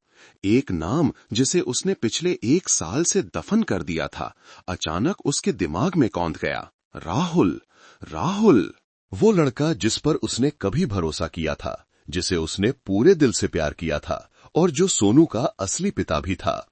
उस समय राहुल आर्किटेक्चर के अंतिम वर्ष का छात्र था। लंबा, गोरा और उसकी बातें शहद की तरह मीठी थीं। प्रिया की मुलाकात राहुल से एक बार आईएसबीटी बस अड्डे पर एक इवेंट में पीजी का काम करते समय हुई थी। राहुल ने अपना फोन नंबर छोड़ा, हर रात मैसेज करता, मीठी बातों और भविष्य के वादों से उसे बहलाता। उस समय प्रिया सिर्फ 18 साल की थी, अभी अभी स्कूल खत्म किया था और दिल्ली में एक कोर्स करने आई थी। वो सपनों में खोई हुई थी और एक बड़े प्यार में विश्वास करती थी। जब उसे पता चला कि वो गर्भवती है, तो प्रिया ने डरते डरते राहुल को बताया। वो 3 दिन चुप रहा और फिर एक ही मैसेज भेजा, मैं तुम्हारी और बच्चे की जिम्मेदारी नहीं उठा सकता, मुझे मत ढूंढना, और फिर अपना फोन बंद करके गायब हो गया। तब से प्रिया ने अकेले ही सब कुछ सहा, गर्भावस्था, दर्द, पड़ोसियों की तिरस्कार भरी नजरें, क्लिनिक के मालिक के ताने, इन सब में राहुल नहीं था। लेकिन अब वो वापस आ गया था। राहुल गेट के बाहर खड़ा था, वही चेहरा, लेकिन अब पतला हो गया था और उसकी आंखों में पछतावा दिख रहा था। प्रिया ने गेट खोला, सोनू को गोद में लिए और सीधे उसकी आंखों में देखा। तुम यहां क्या करने आए हो? प्रिया, मुझे माफ कर दो, मेरे पास तुम्हें मुंह दिखाने की हिम्मत नहीं है, लेकिन मैं वापस आ गया हूं। मैंने तुम्हें हर जगह ढूंढा। मैं अपने बेटे से मिलना चाहता हूं, बस एक बार। प्रिया हंस पड़ी, लेकिन उसकी हंसी में कड़वाहट थी। हर जगह ढूंढा। पिछले 1 साल से मैं उसी पुराने किराए के कमरे में रही। फोन नंबर नहीं बदला, क्लिनिक नहीं बदला, और तुम कहते हो कि तुम मुझे नहीं ढूंढ पाए। मेरे पास पैसे नहीं थे। मेरे माता पिता ने मुझे गांव वापस बुला लिया। उन्होंने मुझे आगे पढ़ने नहीं दिया और न ही तुमसे संपर्क करने दिया। मैंने गलती की, मैं कायर था। हाँ, तुम कायर हो। अब इसका जिक्र मत करो। प्रिया मुड़कर अंदर जाने ही वाली थी कि राहुल ने जल्दी से आगे बढ़कर उसके कंधे पर हाथ रखा। प्रिया, मैं जानता हूं कि मैं अतीत नहीं बदल सकता, लेकिन अब मैं दिल्ली में एक कंस्ट्रक्शन साइट पर काम कर रहा हूं। मैं ठीक हूं। मैं अपनी जिम्मेदारी निभाना चाहता हूं। तुम्हें और बेटे को वापस ले जाना चाहता हूं। क्या हम फिर से शुरू कर सकते हैं? प्रिया को अचानक लगा जैसे पूरी दुनिया घूम रही है। उसने सोनू को कसकर पकड़ लिया। बच्चा शांति से सो रहा था। उसका छोटा सा हाथ मां के कपड़े को पकड़े हुए था। उसके अंदर सभी भावनाएं उलझ गई थीं। अतीत का दर्द, वर्तमान की उलझन, भविष्य की अनिश्चितता। वो अब पहले वाली प्रिया नहीं थी, भोली और सपनों में खोई हुई। वो अब एक मां थी और एक ऐसी बेटी थी जिसने अभी अभी अपने असली पिता को पाया था। उसने जवाब दिया। उसकी आवाज धीमी लेकिन दृढ़ थी। नहीं, मुझे तुम्हारी जरूरत नहीं है, और न ही मेरे बेटे को। तुम बहुत देर से आए हो। राहुल सन्न रह गया और प्रिया मुड़कर गेट के अंदर चली गई। आंगन में श्री राठौर न जाने कब से वहां खड़े थे, चुपचाप सब कुछ देख रहे थे। जब प्रिया उनके पास से गुजरी तो उन्होंने बस धीरे से कहा, तुमने सही किया। जो आदमी अपने बच्चे को छोड़ सकता है, वो माफी के लायक नहीं है, चाहे वो कितने भी वादों के साथ वापस आए। प्रिया का गला भर आया। पहली बार उसे लगा कि श्री राठौर एक असली पिता की तरह हैं, एक पिता जो उसके पक्ष में खड़ा है, उसकी रक्षा कर रहा है, बंद गेट के पीछे। राहुल चुपचाप चला गया। कोई उसे विदा करने वाला नहीं था। प्रिया जानती थी कि उसने अभी अभी एक ऐसे आदमी को ठुकराया है जिसने उसे गहरा दर्द दिया था, लेकिन उसे कोई पछतावा नहीं था, क्योंकि अब वो अकेली नहीं थी। राहुल के आने और चुपचाप चले जाने के बाद श्री राठौर के हवेली में जीवन सामान्य हो गया लगता था। लेकिन प्रिया जानती थी कि कुछ तूफान गरज के साथ नहीं आते, बल्कि चुपचाप पानी के नीचे जमा होते हैं। श्री राठौर धीरे धीरे बदल रहे थे। उन्होंने प्रिया और सोनू को हवेली की दूसरी मंजिल पर रहने के लिए बुला लिया, ठीक अपने कमरे के बगल में, और मां बेटे के लिए एक अलग नौकरानी रख दी। कभी कभी वो प्रिया को आकृति फैशंस कंपनी भी ले जाते, वो जगह जिसे उन्होंने अपनी पूरी जिंदगी लगाकर बनाया था। शुरुआत में प्रिया सिर्फ रिसेप्शन एरिया में खड़ी रहती, हिसाब किताब और ग्राहकों से बातचीत करना सीखती, लेकिन धीरे धीरे अपनी तेजी और आकर्षक व्यक्तित्व के कारण श्री राठौर ने उसे अपना निजी सहायक बना लिया और वो उनके साथ सैंपल देखने और पार्टनर से मिलने जाने लगी। कंपनी में किसी को नहीं पता था कि प्रिया मालिक की नातिन है। वे बस उसे एक ऐसी सहायक समझते थे जिसे असामान्य रूप से तरजीह दी जा रही थी। एक अकेली मां जो गलती से बूढ़े बॉस की नजरों में आ गई थी। अफवाहें धीरे धीरे फैलने लगीं। सुना है वो प्रिया चेयरमैन की छोटी प्रेमिका है। एक प्रशासनिक विभाग की महिला ने अपनी सहकर्मी से फुसफुसाया जब उसने प्रिया को गुजरते देखा। सच में? लेकिन वो बहुत छोटी है, सिर्फ 20 साल की। जितनी छोटी उतनी ही बड़े लोगों की नजरों में आती है। सुना है उसका एक बच्चा भी है, फिर भी उसे बहुत लाड़ प्यार मिलता है। ये बातें शुरुआत में प्रिया को पता नहीं चली, लेकिन दफ्तर के माहौल में कोई राज ज्यादा देर तक छिपा नहीं रहता। एक सोमवार को 6ठी मंजिल के मीटिंग रूम में जब श्री राठौर शरद ऋतु के कलेक्शन के डिजाइन देख रहे थे, अचानक कमरे का दरवाजा खुला और डिजाइन विभाग के प्रमुख की दूर की चचेरी बहन सुनीता घबराई हुई अंदर आई। हाथ में फोन था और वो हकलाते हुए बोली, चेयरमैन साहब, मुझे माफ कर दीजिए, लेकिन मुझे लगता है कि आपको ये देखना चाहिए। सुनीता ने कांपते हुए फोन आगे बढ़ाया। स्क्रीन पर कंपनी के कुछ कर्मचारियों के एक निजी ग्रुप से लिए गए मैसेज का स्क्रीनशॉट था। वो प्रिया, सुना है, अकेली मां है। पता नहीं क्या जादू किया है कि चेयरमैन की हवेली में साथ रहती है। लगता है शिकार करने में सफल हो गई। चेयरमैन बूढ़े हैं, लेकिन शायद अभी भी दम है। अब तो मां बेटी की मौज है। श्री राठौर की आंखें गहरी हो गईं। उन्होंने चुपचाप स्क्रीन को देखा और फिर फोन मेज पर रख दिया। उनकी आवाज धीमी लेकिन साफ थी। मीटिंग रोक दो। सुनीता, मुझे इस मैसेज ग्रुप में शामिल लोगों की सूची दो, तुरंत। पूरे कमरे में सन्नाटा छा गया। उस शाम तक ये खबर पूरी कंपनी में फैल गई। 3 कर्मचारियों को झूठी जानकारी फैलाने और दूसरों की प्रतिष्ठा को नुकसान पहुंचाने के लिए 1 हफ्ते के लिए निलंबित कर दिया गया। हालांकि मामला यहीं खत्म नहीं हुआ। अगली सुबह जैसे ही प्रिया कंपनी के हॉल में घुसी, महिला कर्मचारियों का एक समूह उसके सामने कतार में खड़ा हो गया। सबसे आगे श्री राठौर की लंबे समय से सचिव माधवी थीं। उन्होंने गंभीर आवाज में कहा, प्रिया, अगर मैं सीधी बात करूं तो माफ करना, लेकिन तुम्हें जो अतिरिक्त तरजीह दी जा रही है उससे कई लोग असहज हैं। उम्मीद है तुम अपनी स्थिति पर खुद विचार करोगी। प्रिया सन्न रह गई। उसने होंठ भींच लिए। उसके हाथ में बैग कसकर पकड़ा हुआ था और उसकी पीठ के पीछे दर्जनों आंखें ठंडी सुइयों की तरह उस पर चुभ रही थीं। वो मुड़ने ही वाली थी कि अचानक दरवाजे से एक आवाज आई, तुम्हें किसने ये अधिकार दिया कि तुम यहां खड़े होकर दूसरों का न्याय करो? पूरा हॉल मुड़ा। श्री राठौर वहां खड़े थे। उनकी आंखें बर्फ की तरह ठंडी थीं। उनके बगल में मानव संसाधन प्रमुख और एक वरिष्ठ सहायक थे। श्री राठौर पास आए। उनकी आवाज तेज नहीं थी, लेकिन इतनी थी कि पूरा माहौल जम गया। आज से मैं आधिकारिक तौर पर घोषणा करता हूं कि प्रिया मेरी बेटी की बेटी है, मेरी नातिन है।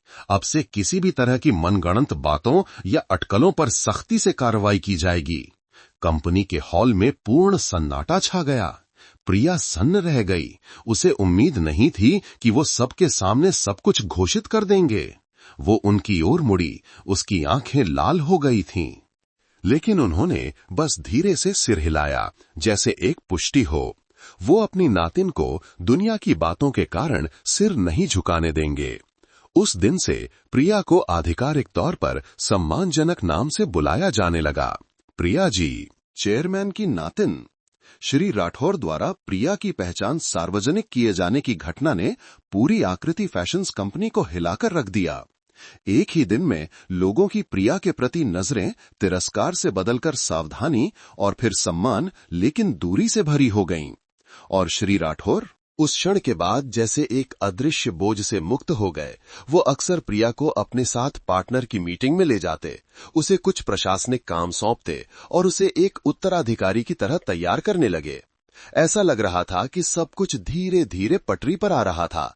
तभी एक दिन एक देहाती महिला, हाथ में कपड़े का थैला, पैरों में प्लास्टिक की चप्पल और झुकी हुई कमर के साथ चंजुई हंग स्ट्रीट के 23 नंबर की हवेली के गेट पर दिखाई दी। वो महिला कोई और नहीं बल्कि प्रिया की पालक मां शांति देवी थीं। शांति देवी को प्रिया तब मिली थी जब वो नवजात थी और उसे उत्तर प्रदेश के एक गरीब जिले के एक गांव के मंदिर के गेट पर छोड़ दिया गया था। उस समय वो एक विधवा थीं जो गांव के बाजार में सब्जी और मछली बेचकर गुजारा करती थीं। छोड़े हुए बच्चे को देखकर वो उसे घर ले आईं और चावल के पानी और अपने आंसुओं से पाला। गरीबी के बावजूद उन्होंने प्रिया को कभी भूखा नहीं रहने दिया, कभी एक बार भी जोर से नहीं डांटा। उनकी पूरी जिंदगी में प्रिया ही जीने का सहारा थी। जब प्रिया अनचाहे गर्भ से गर्भवती हो गई तो उन्होंने उसे डांटा नहीं, बस चुपचाप दिल्ली आकर उससे मिली, बेटी के हाथ में कुछ पैसे रखे और अपनी 20 साल से ज्यादा पुरानी शादी की अंगूठी चुपके से बेच दी ताकि प्रिया के बच्चे के जन्म का खर्च उठा सकें। और अब जब उन्होंने गांव में लोगों को ये कानाफूसी करते सुना कि प्रिया को दिल्ली के एक बड़े अमीर आदमी ने अपनी नातिन बना लिया है, तो वो बस ये पूछने के लिए बस पकड़कर राजधानी आ गईं, बेटी तुम ठीक से तो रह रही हो? जब शांति देवी हवेली के गेट के सामने खड़ी थीं, तो दिल्ली में अभी अभी भारी बारिश हुई थी। उनके कपड़े भीगे और कीचड़ से सने थे, बाल बिखरे हुए थे, चेहरा झुर्रियों से भरा था और वो ऊंची ऊंची इमारतों के बीच अजीब लग रही थीं। गेट के गार्ड ने पहले तो उन्हें भिखारी समझकर भगाने की कोशिश की, लेकिन उन्होंने प्यार से मुस्कुराते हुए कहा, मैं प्रिया की मां हूं, मैं बस अपनी बेटी से थोड़ी देर मिलना चाहती हूं। जब प्रिया दौड़कर बाहर आई तो शांति देवी को भीगा हुआ देखकर उसने मां के कंधे पकड़ लिए। उसकी आंखें भर आईं। वो मां को अंदर ले गई, तौलिया देकर बाल पूंछे, सूखे कपड़े दिए। उसके हाथ एक बच्चे की तरह कांप रहे थे। मां, आप बिना बताए क्यों आ गईं? मैं आपको बस अड्डे से ले आती। मैं तुम्हारी याद कर रही थी। सुना है कि तुम्हें एक बहुत बड़े मालिक ने अपनी नातिन बना लिया है। मैं बहुत खुश हुई, लेकिन चिंता भी हुई। कहीं किसी ने तुम्हें धोखा तो नहीं दिया, इसलिए मुझे खुद आकर देखना था। अब तुम्हें ठीक से रहते देखकर मुझे शांति मिली। प्रिया ने उन्हें कसकर गले लगा लिया, अपना चेहरा मां के कंधे में छिपा लिया। मां, मुझसे ज्यादा प्यार कोई नहीं करता। उस शाम जब श्री राठौर काम से लौटे तो उन्होंने शांति देवी को प्रिया के साथ रसोई में सब्जियां काटते हुए देखा। वो बहुत देर तक चुपचाप खड़े रहे। एक देहाती महिला जो असली मां नहीं थी, लेकिन उसने उनके नाती पोतों को अपने खून की तरह पाला और प्यार किया। श्री राठौर ने शांति देवी को लिविंग रूम में बुलाया। वे एक दूसरे के सामने कुछ मिनट चुपचाप बैठे रहे। फिर उन्होंने धीरे से कहा, मैं आपका एक धन्यवाद का कर्जदार हूं। अगर आप न होती तो मेरी नातिन शायद आज इस दुनिया में नहीं होती। शांति देवी शर्माते हुए बोली, अरे आप ऐसा कह रहे हैं, मुझे शर्म आ रही है। वो बच्ची मेरी किस्मत थी, उसे पालना मेरी जिंदगी का आशीर्वाद था, कोई बोझ नहीं। श्री राठौर ने शांति देवी को देर तक देखा। उनकी आंखों में वो आदमी जिसने अपनी पत्नी, अपनी बेटी खो दी थी, जैसे एक गर्मजोशी की किरण जली हो। उन्होंने एक लंबी सांस ली। अब से आप गांव वापस मत जाइए, यहीं अपनी नातिन और प्रिया के साथ रहिए। ये घर काफी बड़ा है और मेरा मन भी अब अकेले रहने का नहीं करता। शांति देवी की आंखें फैल गईं। वो भावुक होकर कुछ बोल नहीं पाईं।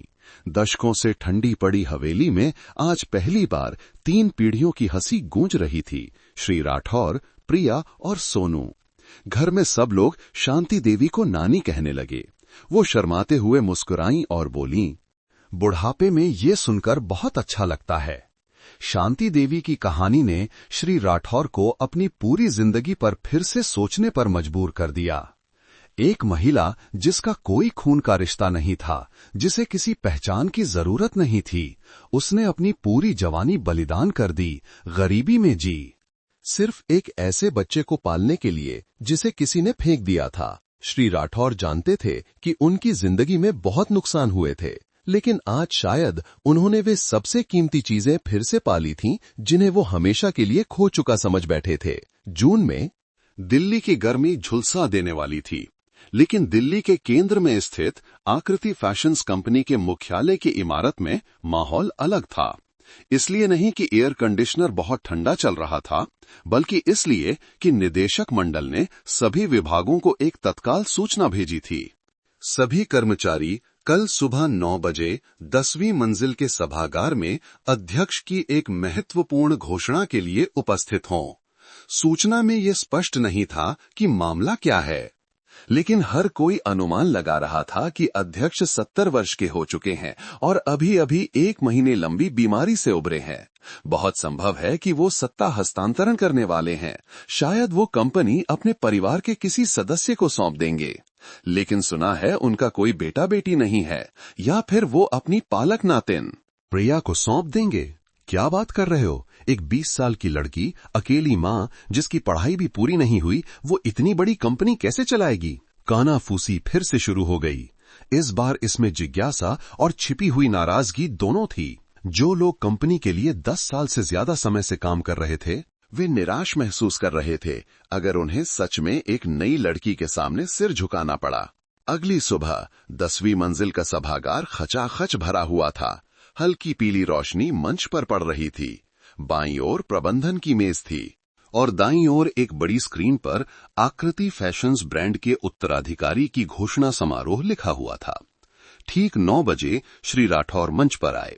उन्होंने हमेशा की तरह सूट नहीं पहना था, बल्कि हाथ से कढ़ाई किया हुआ हरे रंग का रेशमी कुर्ता पैजामा पहना था, जो भारत की आत्मा कलेक्शन का एक विशेष डिजाइन था, जिसने 10 साल पहले एक अंतर्राष्ट्रीय पुरस्कार जीता था। उनका चेहरा भले ही बूढ़ा हो गया था, लेकिन उनका व्यक्तित्व अभी भी प्रभावशाली था। आंखें गहरी थीं और उनके दृढ़ कदमों ने पूरे सभागार को शांत कर दिया। उन्होंने धीरे धीरे और साफ साफ कहा, आज मैं यहाँ एक अध्यक्ष के रूप में नहीं, बल्कि एक ऐसे व्यक्ति के रूप में खड़ा हूं जिसने अपनी जिंदगी का लगभग पूरा सफर तय कर लिया है। मैंने सब कुछ खो दिया, पत्नी, बेटी, विश्वास। मैंने सोचा था कि मेरे दिल में अब उम्मीद के लिए कोई जगह नहीं है, लेकिन फिर किस्मत मेरे पास एक ऐसी नातिन ले आई जो खून की नहीं पर दिल की रिश्तेदार है। सभागार में हलचल शुरू हो गई। कई लोग एक दूसरे को देखकर अनुमान लगाने लगे कि वो प्रिया की बात कर रहे हैं। श्री राठौर ने आगे कहा, वो एक मजबूत, नेक लड़की है जो कठिनाइयों से नहीं डरती, मेहनत से नहीं घबराती और सबसे महत्वपूर्ण बात, वो इंसानों से प्यार करती है, सच्चे मूल्यों का सम्मान करती है और खास तौर पर उसने मुझसे कभी एक मौके के अलावा कुछ नहीं मांगा। उनकी आंखें पहली पंक्ति में बैठी प्रिया, सोनू और शांति देवी पर टिकी थीं। प्रिया खड़ी हो गई, दोनों हाथों को कसकर पकड़ लिया। उसका दिल जोर जोर से धड़क रहा था। श्री राठौर ने उसकी ओर हाथ बढ़ाया। मैं सम्मानपूर्वक घोषणा करता हूं, आज से प्रिया आकृति फैशंस ब्रांड की उत्तराधिकारी होगी। कंपनी का पूरा प्रबंधन, विकास रणनीति और संबंधित संपत्ति अगले 3 वर्षों में धीरे धीरे हस्तांतरित की जाएगी। वो सिर्फ मेरी सहायक, मेरी नातिन नहीं है, बल्कि वो व्यक्ति है जिस पर मुझे पूरा भरोसा है। पूरा सभागार कुछ सेकंड के लिए शांत हो गया और फिर कानाफूसी, कुर्सियों के खिसकने और कैमरों के क्लिक की आवाज से गूंज उठा।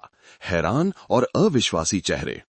कुछ लोगों ने औपचारिक रूप से ताली बजाई, कुछ के चेहरे पर अभी भी उलझन थी, लेकिन इन सब के बीच सिर्फ प्रिया ही स्थिर खड़ी थी। उसकी आंखें नम थीं। सोनू शांति देवी की गोद में सो रहा था और वो खुद बारिश की तरह रो रही थीं। उनके झुर्रियों वाले हाथ अपनी पालक बेटी के हाथ को पकड़े हुए थे। समारोह के बाद श्री राठौर ने सभी को चाय पार्टी के लिए आमंत्रित किया, शानदार लेकिन गर्मजोशी भरे माहौल में। प्रिया जांच पड़ताल और प्रशंसा भरी नजरों से घिरी हुई थी। मुझे उम्मीद नहीं थी कि चेयरमैन तुम्हें चुनेंगे। अब से तुम्हें डायरेक्टर प्रिया कहना होगा। कोशिश करना, उन्हें निराश मत करना। प्रिया बस धीरे से मुस्कुराई, ज्यादा कुछ नहीं कहा।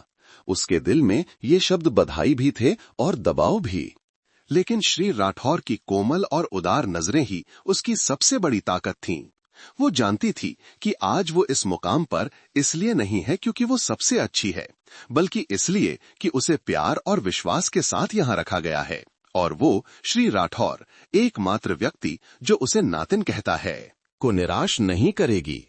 उत्तराधिकारी की घोषणा समारोह के बाद से प्रिया की प्रसिद्धि न केवल आकृति फैशंस कंपनी में बल्कि दिल्ली के फैशन जगत में भी फैल गई।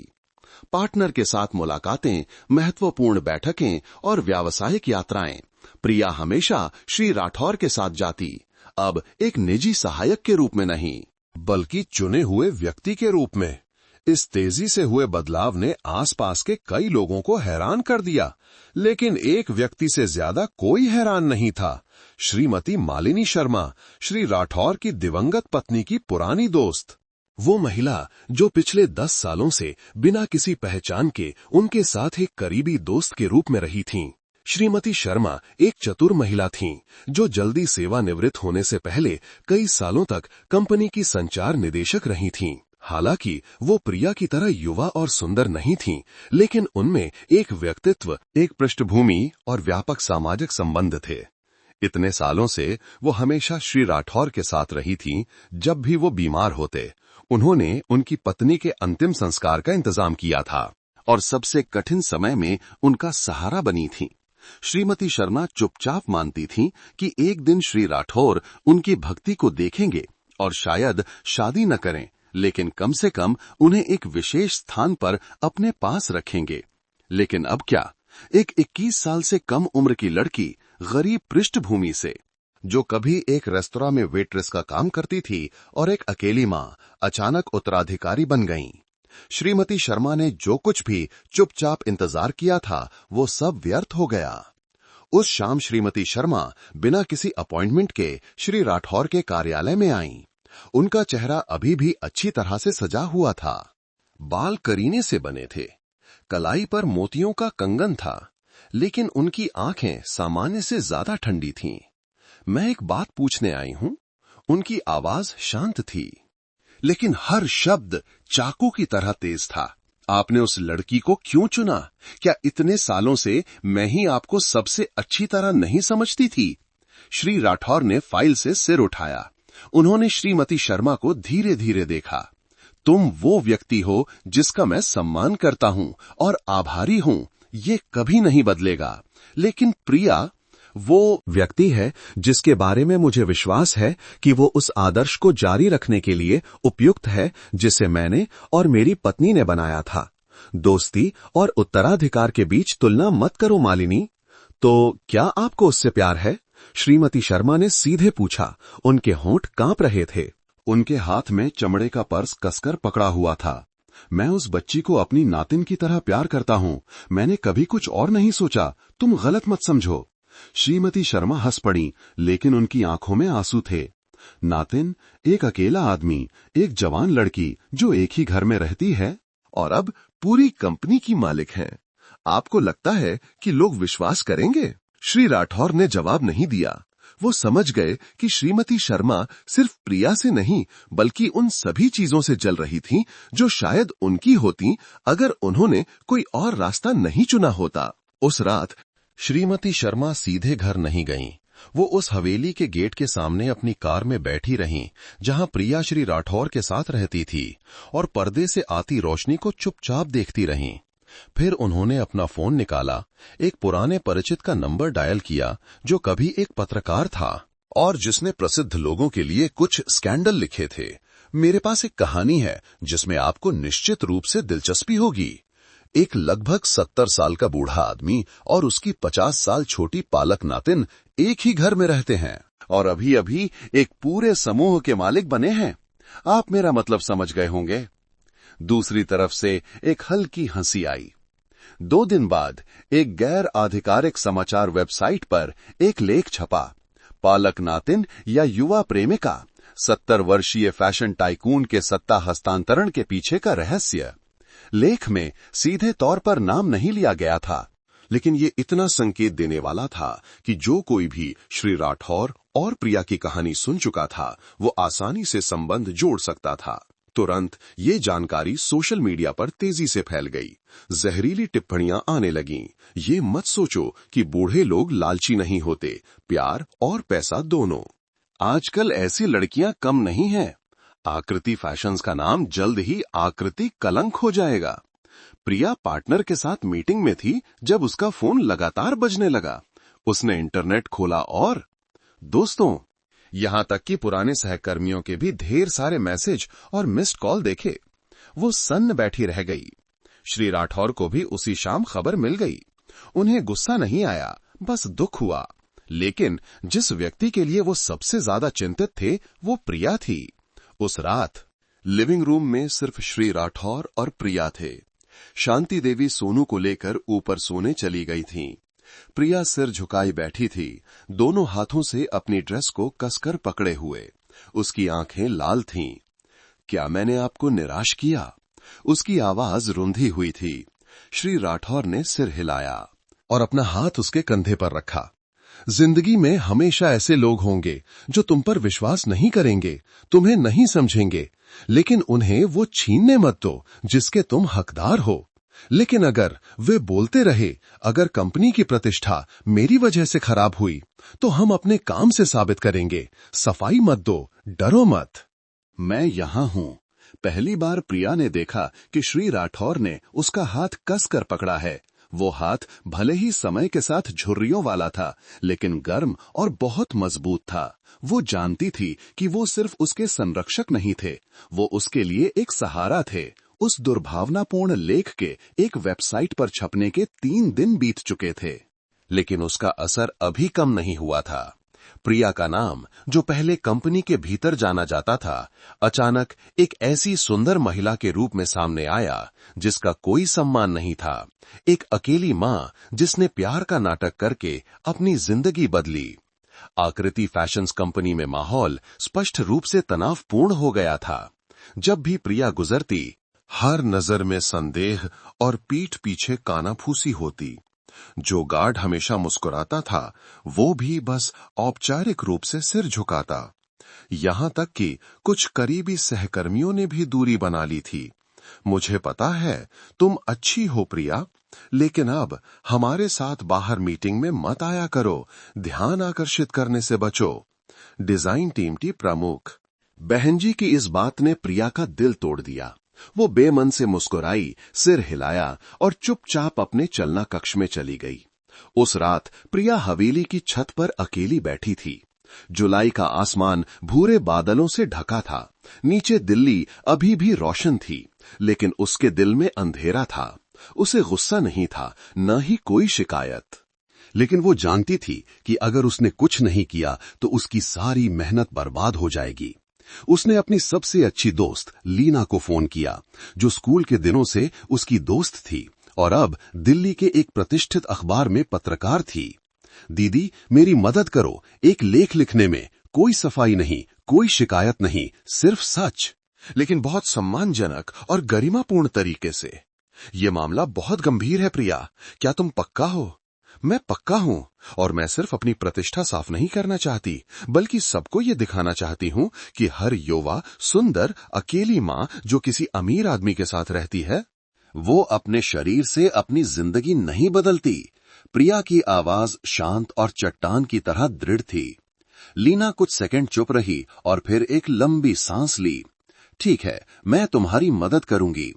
3 दिन बाद प्रेरणादायक लोक कॉलम में एक प्रतिष्ठित अखबार में एक लेख छपा जिसका शीर्षक था प्रिया, वो अकेली मां जिसने अपनी गरिमा बचाने के लिए एक रात के 100 लाख रुपए ठुकरा दिए। लेख की शुरुआत में किसी पहचान या स्कैंडल का जिक्र नहीं था। इसके बजाय लेखक ने एक ऐसी लड़की की यात्रा का वर्णन किया जो कभी दिल्ली के एक छोटे से ढाबे में वेटरेस थी, जिसने अकेले ही 10 वर्ग मीटर से कम के किराए के कमरे में अपने बेटे को पाला और जिसे एक बार एक पुरुष ग्राहक ने एक रात के लिए 1 करोड़ रुपए का प्रस्ताव दिया था। लेकिन उस लड़की प्रिया ने मना कर दिया। उसने और बर्तन धोना चुना, भूखे रहकर अपने बेटे को पालना चुना और ईमानदारी से काम करना चुना। उस लड़की को बाद में एक बूढ़े लेकिन दयालु व्यक्ति ने अपनी नातिन के रूप में अपनाया। उसे अभिवादन करने, चाय का कप पकड़ने से लेकर लोगों से प्यार करने और नैतिकता बनाए रखने तक सब कुछ सिखाया। उस लड़की ने कभी प्रसिद्धि नहीं चाही, कोई अधिकार नहीं मांगा, बस काम करने और सम्मान से जीने का मौका चाहा। लेख के अंत में पत्रकार ने साक्षात्कार में प्रिया के एक कथन का उद्धरण दिया। मुझे परवाह नहीं है कि लोग मेरे बारे में क्या सोचते हैं, मुझे बस इस बात की परवाह है कि क्या मैं कुछ गलत कर रही हूं। अगर किसी दिन मैं भी सिर्फ तारीफों के सहारे जीने वाली बन जाऊं, तो शायद मैं उस विश्वास के लायक नहीं हूं जो उन्होंने मुझ पर किया है। लेख छपने के 2 घंटे के भीतर हजारों शेयर हो गए। टिप्पणी अनुभाग में ढेर सारी उत्साहजनक बातें थीं। ऐसी महिलाएं ही साहसी होती हैं। उम्र के आधार पर लोगों को आंकने का जमाना गया। प्रिया, हमेशा मजबूत रहना। ये लेख पढ़ने के बाद मुझे शर्म आ रही है कि मैंने कभी तुम पर शक किया। प्रतिष्ठित समाचार पत्रों, पत्रकारिता और मीडिया उद्योग के लोगों ने समर्थन में आवाज उठानी शुरू कर दी। उन्होंने उन वेबसाइटों का सीधे तौर पर नाम लिया जिन्होंने प्रिया के बारे में दुर्भावनापूर्ण लेख छापे थे। जनमत एक लहर की तरह बदल गया। हर कोई मामले को फिर से देखने लगा। आकृति फैशंस कंपनी में माहौल जैसे एक भारी पत्थर से मुक्त हो गया। बूढ़े गार्ड ने प्रिया को फिर से मुस्कुरा कर देखा। बहन जी ने धीरे से उसके कमरे का दरवाजा खटखटाया। प्रिया, कल तुम डिजाइन टीम की मीटिंग में हमारे साथ शामिल हो जाओगी? प्रिया मुस्कुराई। कोई नाराजगी नहीं, कोई शिकायत नहीं, बस माफी। शाम को श्री राठौर अपने अध्ययन कक्ष में प्रिया के बारे में अखबार का लेख चुपचाप पढ़ रहे थे। उन्होंने कुछ नहीं कहा, बस अखबार को ध्यान से मोड़ा, मेज पर रखा और फिर खिड़की से बाहर देखा। वहां प्रिया सोनू को गोद में लेकर बगीचे में टहल रही थी। उसकी आंखें इतनी चमकदार थीं जैसे किसी तूफान ने उन्हें कभी छुआ ही न हो। वो मुस्कुराए। उनका मन हवा की तरह हल्का हो गया। वो जानते थे कि उन्होंने उसे चुनकर कोई गलती नहीं की थी। तूफानों की एक श्रृंखला के बाद प्रिया की जिंदगी में सब कुछ धीरे धीरे सामान्य होने लगा। वो अभी भी आकृति फैशंस कंपनी में मेहनत से काम करती और शाम को सोनू को सादी परियों की कहानियां सुनाकर सुलाती। पहले की संदेह भरी नजरें धीरे धीरे प्रशंसा और स्नेह में बदल गईं। लेकिन जिंदगी कभी भी एक शांत झील की सतह नहीं होती। तूफान कभी कभी उन पुरानी यादों से आते हैं जिन्हें लोग दफन मान चुके होते हैं। उस दिन शुक्रवार था। प्रिया को दक्षिण भारत के एक बड़े परफ्यूम ब्रांड के साथ सहयोग समझौते पर हस्ताक्षर करने के लिए आमंत्रित किया गया था। हालांकि वो अब निजी सहायक के पद पर नहीं थी, लेकिन अपनी वर्तमान भूमिका भविष्य की उत्तराधिकारी के रूप में श्री राठौर ने उसे मेहमानों का स्वागत करने और अनुबंध की सामग्री पर चर्चा करने का काम सौंपा। 5 सितारा होटल का बड़ा हॉल रोशनी से जगमगा रहा था। कंपनी के कर्मचारी तैयारी में व्यस्त थे। प्रिया ने एक सुरुचिपूर्ण पोशाक पहन रखी थी जो कंपनी के डिजाइन विभाग ने विशेष रूप से बनाई थी। उसके बाल करीने से जूड़े में बंधे थे और उसका चेहरा हल्का लेकिन आत्मविश्वास से चमक रहा था। समारोह गरिमापूर्ण तरीके से शुरू हुआ। जब पार्टनर के प्रतिनिधि हॉल में दाखिल हुए तो प्रिया का दिल जोर से धड़कने लगा। सबसे आगे जो आदमी चल रहा था वो भूरे रंग के सूट में सुरुचिपूर्ण लग रहा था। उसकी आंखें तेज थीं और चाल दृढ़ थी। वो कोई और नहीं बल्कि राहुल था, सोनू का असली पिता। राहुल, उसका पहला प्यार और वही व्यक्ति जिसने प्रिया को गर्भवती होने की खबर देने पर छोड़ दिया था। उस समय वो सिर्फ 24 साल का था, पश्चिम भारत के एक रियल एस्टेट टाइकून का बेटा, जो दिल्ली में पढ़ने और एक साधारण ढाबे में काम करने आया था जहां प्रिया वेट्रेस थी। उस समय प्रिया सिर्फ 18 साल की थी, भोली और आसानी से प्रभावित हो जाने वाली।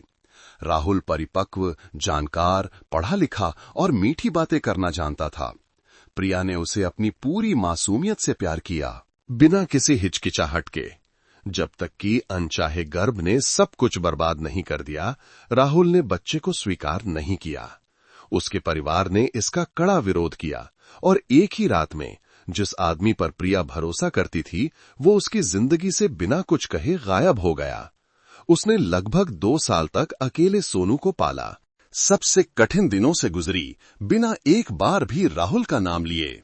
और अब वो व्यक्ति उसके सामने ऐसे खड़ा था जैसे कुछ हुआ ही ना हो। राहुल हस्ताक्षर की मेज पर आया। प्रिया को देखकर थोड़ा चौंक गया।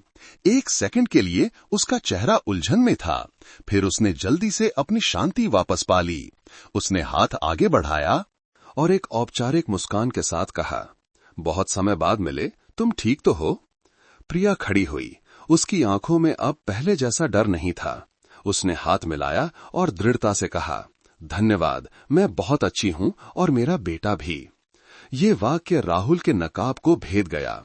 वो रुक गया। उसकी आंखें एक पल के लिए गहरी हो गईं। लेकिन फिर उसने शांत रहने की कोशिश की और बैठ गया। समारोह जारी रहा। अनुबंध की शर्तें पारित हुईं, हाथ मिलाए गए, तस्वीरें ली गईं और बिजनेस कार्ड का आदान प्रदान हुआ। लेकिन शोरगुल वाली भीड़ के बीच राहुल बस दूर से प्रिया को देखता रहा। जिस लड़की को उसने कभी एक बोझ समझा था, वो अब एक व्यक्तित्व वाली, दृढ़ और व्यापार जगत में एक आवाज वाली महिला बन गई थी। जब समारोह समाप्त हुआ तो राहुल ने जानबूझकर प्रिया को रोका। वे दोनों एक खाली गलियारे में खड़े थे। मुझे पता है, मैंने गलती की। उस समय मैं बहुत छोटा था, बहुत डरा हुआ था। लेकिन पिछले कुछ सालों से मैं तुम्हें देखता रहा हूं। मुझे पता है कि तुमने कितनी मेहनत की है। मुझे बहुत पछतावा है। पछतावा करने से मेरा बेटा तुम्हारा बेटा नहीं बन जाएगा। प्रिया ने धीरे से लेकिन दृढ़ता से कहा, तुमने उसे तब ठुकरा दिया था जब वो पैदा भी नहीं हुआ था। अब कृपया दखल मत दो। मैं अपनी गलती सुधारना चाहता हूं। मैं तुम्हारे लिए कुछ करना चाहता हूं। जरूरत नहीं है। श्री राठौर, जिन्हें तुम कभी अपनी बातों में बूढ़ा कहते थे, वही वो व्यक्ति हैं जिन्होंने मां बेटे को तब सहारा दिया जब पूरी दुनिया ने मुंह मोड़ लिया था। क्या तुम सच में उनसे प्यार करती हो? प्रिया ने सीधे राहुल की आंखों में देखा। मैं उन्हें एक ऐसे सबसे अच्छे आदमी के रूप में प्यार और सम्मान करती हूं जिनसे मैं अपनी जिंदगी में मिली हूं। तुम इसे प्यार समझो या न समझो, इससे कोई फर्क नहीं पड़ता। वो मुड़कर चली गई। उसकी ऊंची एड़ी के जूते दृढ़ता से बज रहे थे और राहुल को वहीं छोड़ गई, जो दूसरी बार उस लड़की की छाया को अपनी जिंदगी से गुजरते हुए असहाय देखता रहा। उस रात हवेली में श्री राठौर लिविंग रूम में किताब पढ़ रहे थे जब प्रिया लौटी। उसने अपना बैग मेज पर रखा और पास आकर उनके बगल में बैठ गई। आज मैं सोनू के पिता से मिली। वो हमारे पार्टनर थे। श्री राठौर ने सिर हिलाया और अपना हाथ उसके हाथ पर रखा। तुम्हें कैसा लगा? सामान्य। अब मुझे न तो गुस्सा आता है और न ही कोई अफसोस। बस खुशी है कि उस दिन मैंने सोनू को रखने और ईमानदारी से जीने का फैसला किया। श्री राठौर ने धीरे से उसका हाथ दबाया।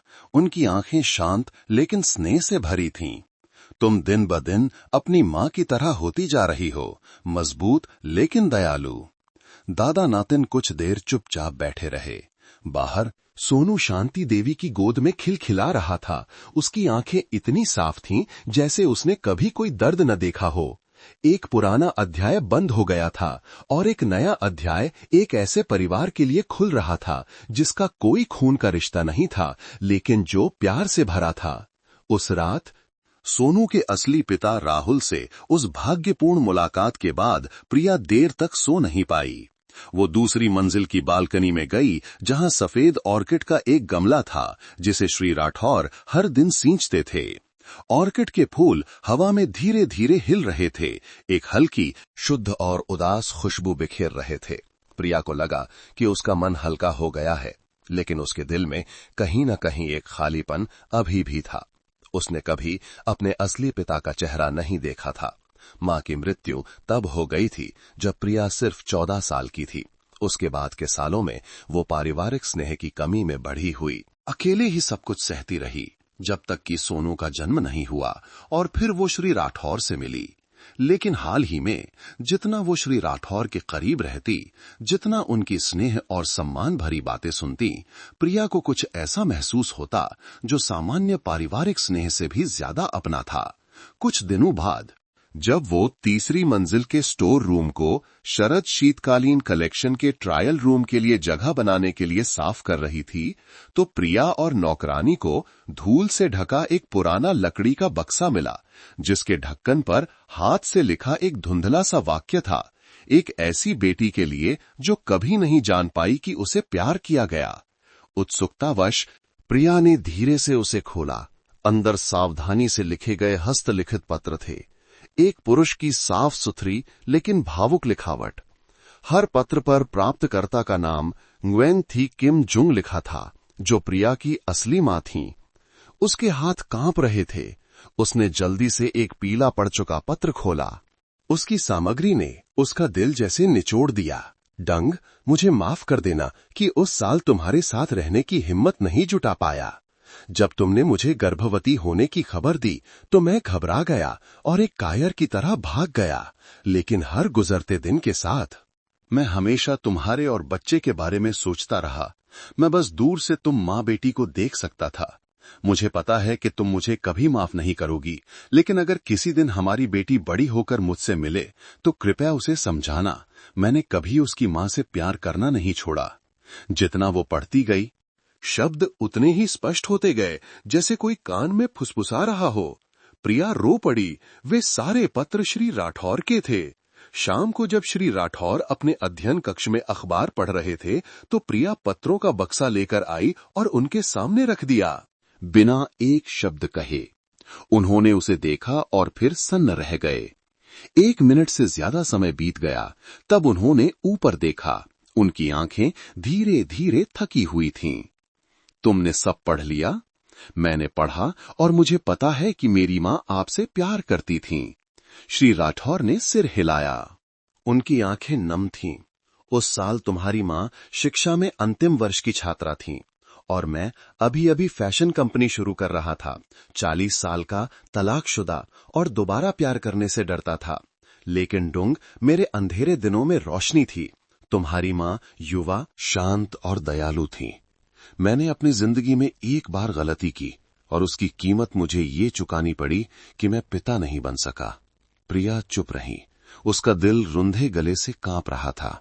मेरी मां ने मरने से पहले आपका नाम कभी नहीं लिया।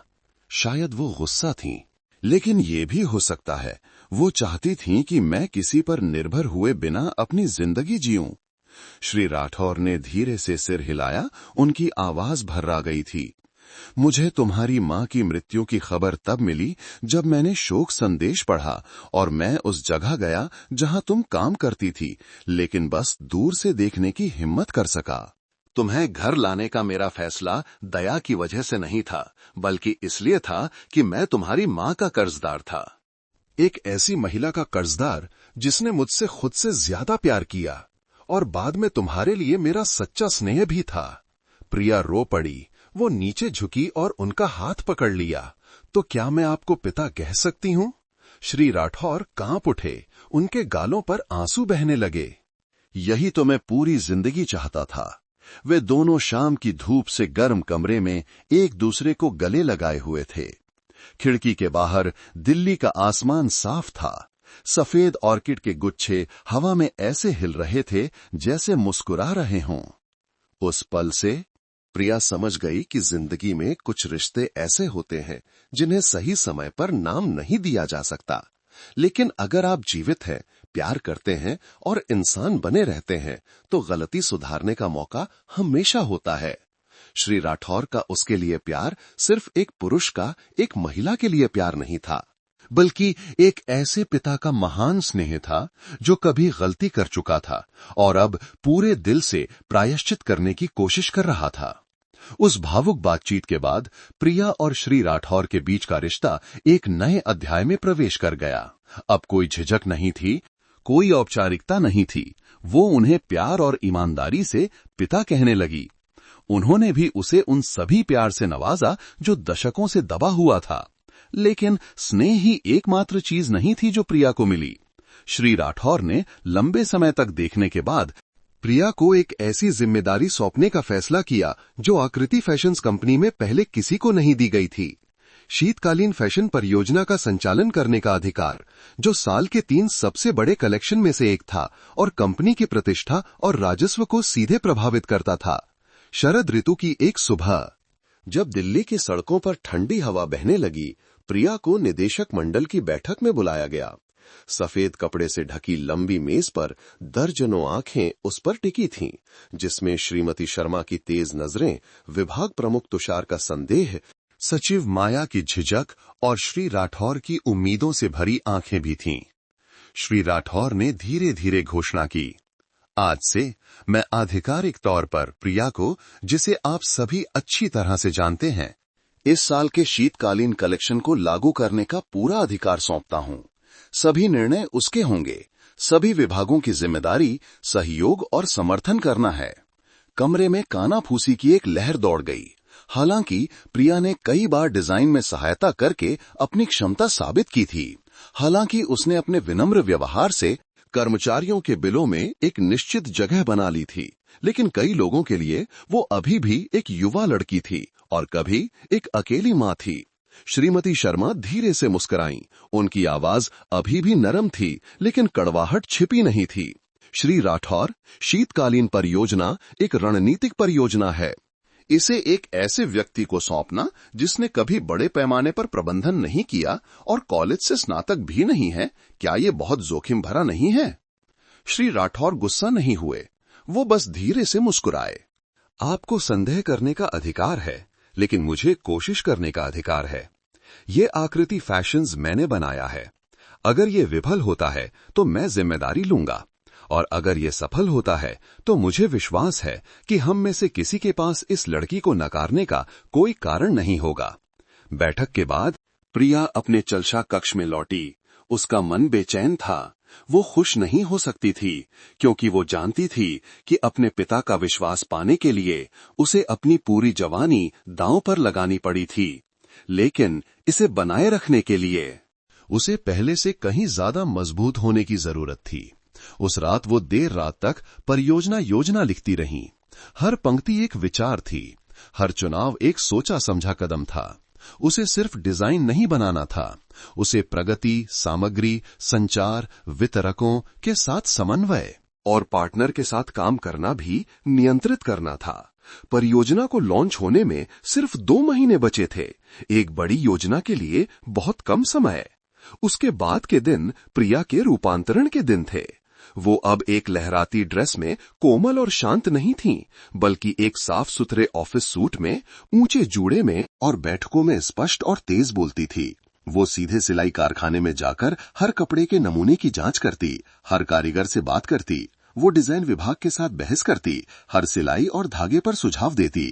वो वितरकों से मिलकर उन्हें साथ चलने के लिए मनाती। लोग उसे कई नामों से बुलाते, स्टील लेडी, छोटी चेयरमैन, श्री राठौर की प्रतिलिपि। लेकिन प्रिया को परवाह नहीं थी। उसके लिए ये एक नया दरवाजा था और वो खुद को चूकने नहीं दे सकती थी। एक दोपहर जब वो अपने चलना कक्ष में डिब्बा बंद खाना खा रही थी तो श्री राठौर आए। उनके हाथ में संतरे के रस का एक गिलास और मीठे बिस्किट का एक पैकेट था। इतनी मेहनत मत करो। प्रिया मुस्कुराई। उसकी आंखें लाल थीं। मुझे डर है कि मैं इसके लायक होने के लिए काफी अच्छी नहीं हूं। उन्होंने अपना हाथ उसके कंधे पर रखा। उनकी आवाज कोमल थी। कोई भी जन्म से अच्छा नहीं होता। अच्छा वो बनता है जो कई असफलताओं से गुजरकर भी नहीं गिरता। तुम चलो, मैं तुम्हारे पीछे हूं। ये शब्द एक ऐसी महिला की जिंदगी में सबसे मजबूत सहारा थे, जिसने कभी सोचा था कि उसे अकेले ही सब कुछ सहना होगा। पहला महीना पसीने और आंसुओं में बीता, लेकिन पहला परिणाम आ गया। कलेक्शन का मुख्य डिजाइन देश की एक प्रतिष्ठित फैशन पत्रिका में चुना गया, जिसे हजारों शेयर और प्रांतीय शोरूम से ऑर्डर मिले। तालियां बजने लगीं, इसलिए नहीं कि प्रिया श्री राठौर की पालक बेटी थी, बल्कि इसलिए कि वो वास्तव में इसके लायक थी। उस रात दिल्ली का प्रदर्शनी केंद्र रोशनी से जगमगा रहा था। 200 से अधिक सीटें बहुत पहले ही भर चुकी थीं। फैशन जगत के प्रसिद्ध लोग, पुराने पार्टनर, पत्रकार, फोटोग्राफर और आकृति फैशंस कंपनी के कर्मचारी भी मौजूद थे। हर कोई उस शीतकालीन कलेक्शन का इंतजार कर रहा था, जिसे साल की आत्मा कहा जा रहा था, जिसका नेतृत्व एक 21 साल से कम उम्र की लड़की कर रही थी। प्रिया पहली पंक्ति में बैठी थीं। उसके बगल में श्री राठौर थे। अभी भी एक सुरुचिपूर्ण काले सूट में, बाल सफेद थे, लेकिन आंखें अभी भी गर्व से चमक रही थीं। उन्होंने धीरे से उसका हाथ पकड़ा और बिना कुछ कहे एक प्रोत्साहन के रूप में सिर हिलाया। पृष्ठभूमि संगीत बजा। सर्दियों की पहली हवा की तरह कोमल बड़ी स्क्रीन पर शब्द दिखाई दिए।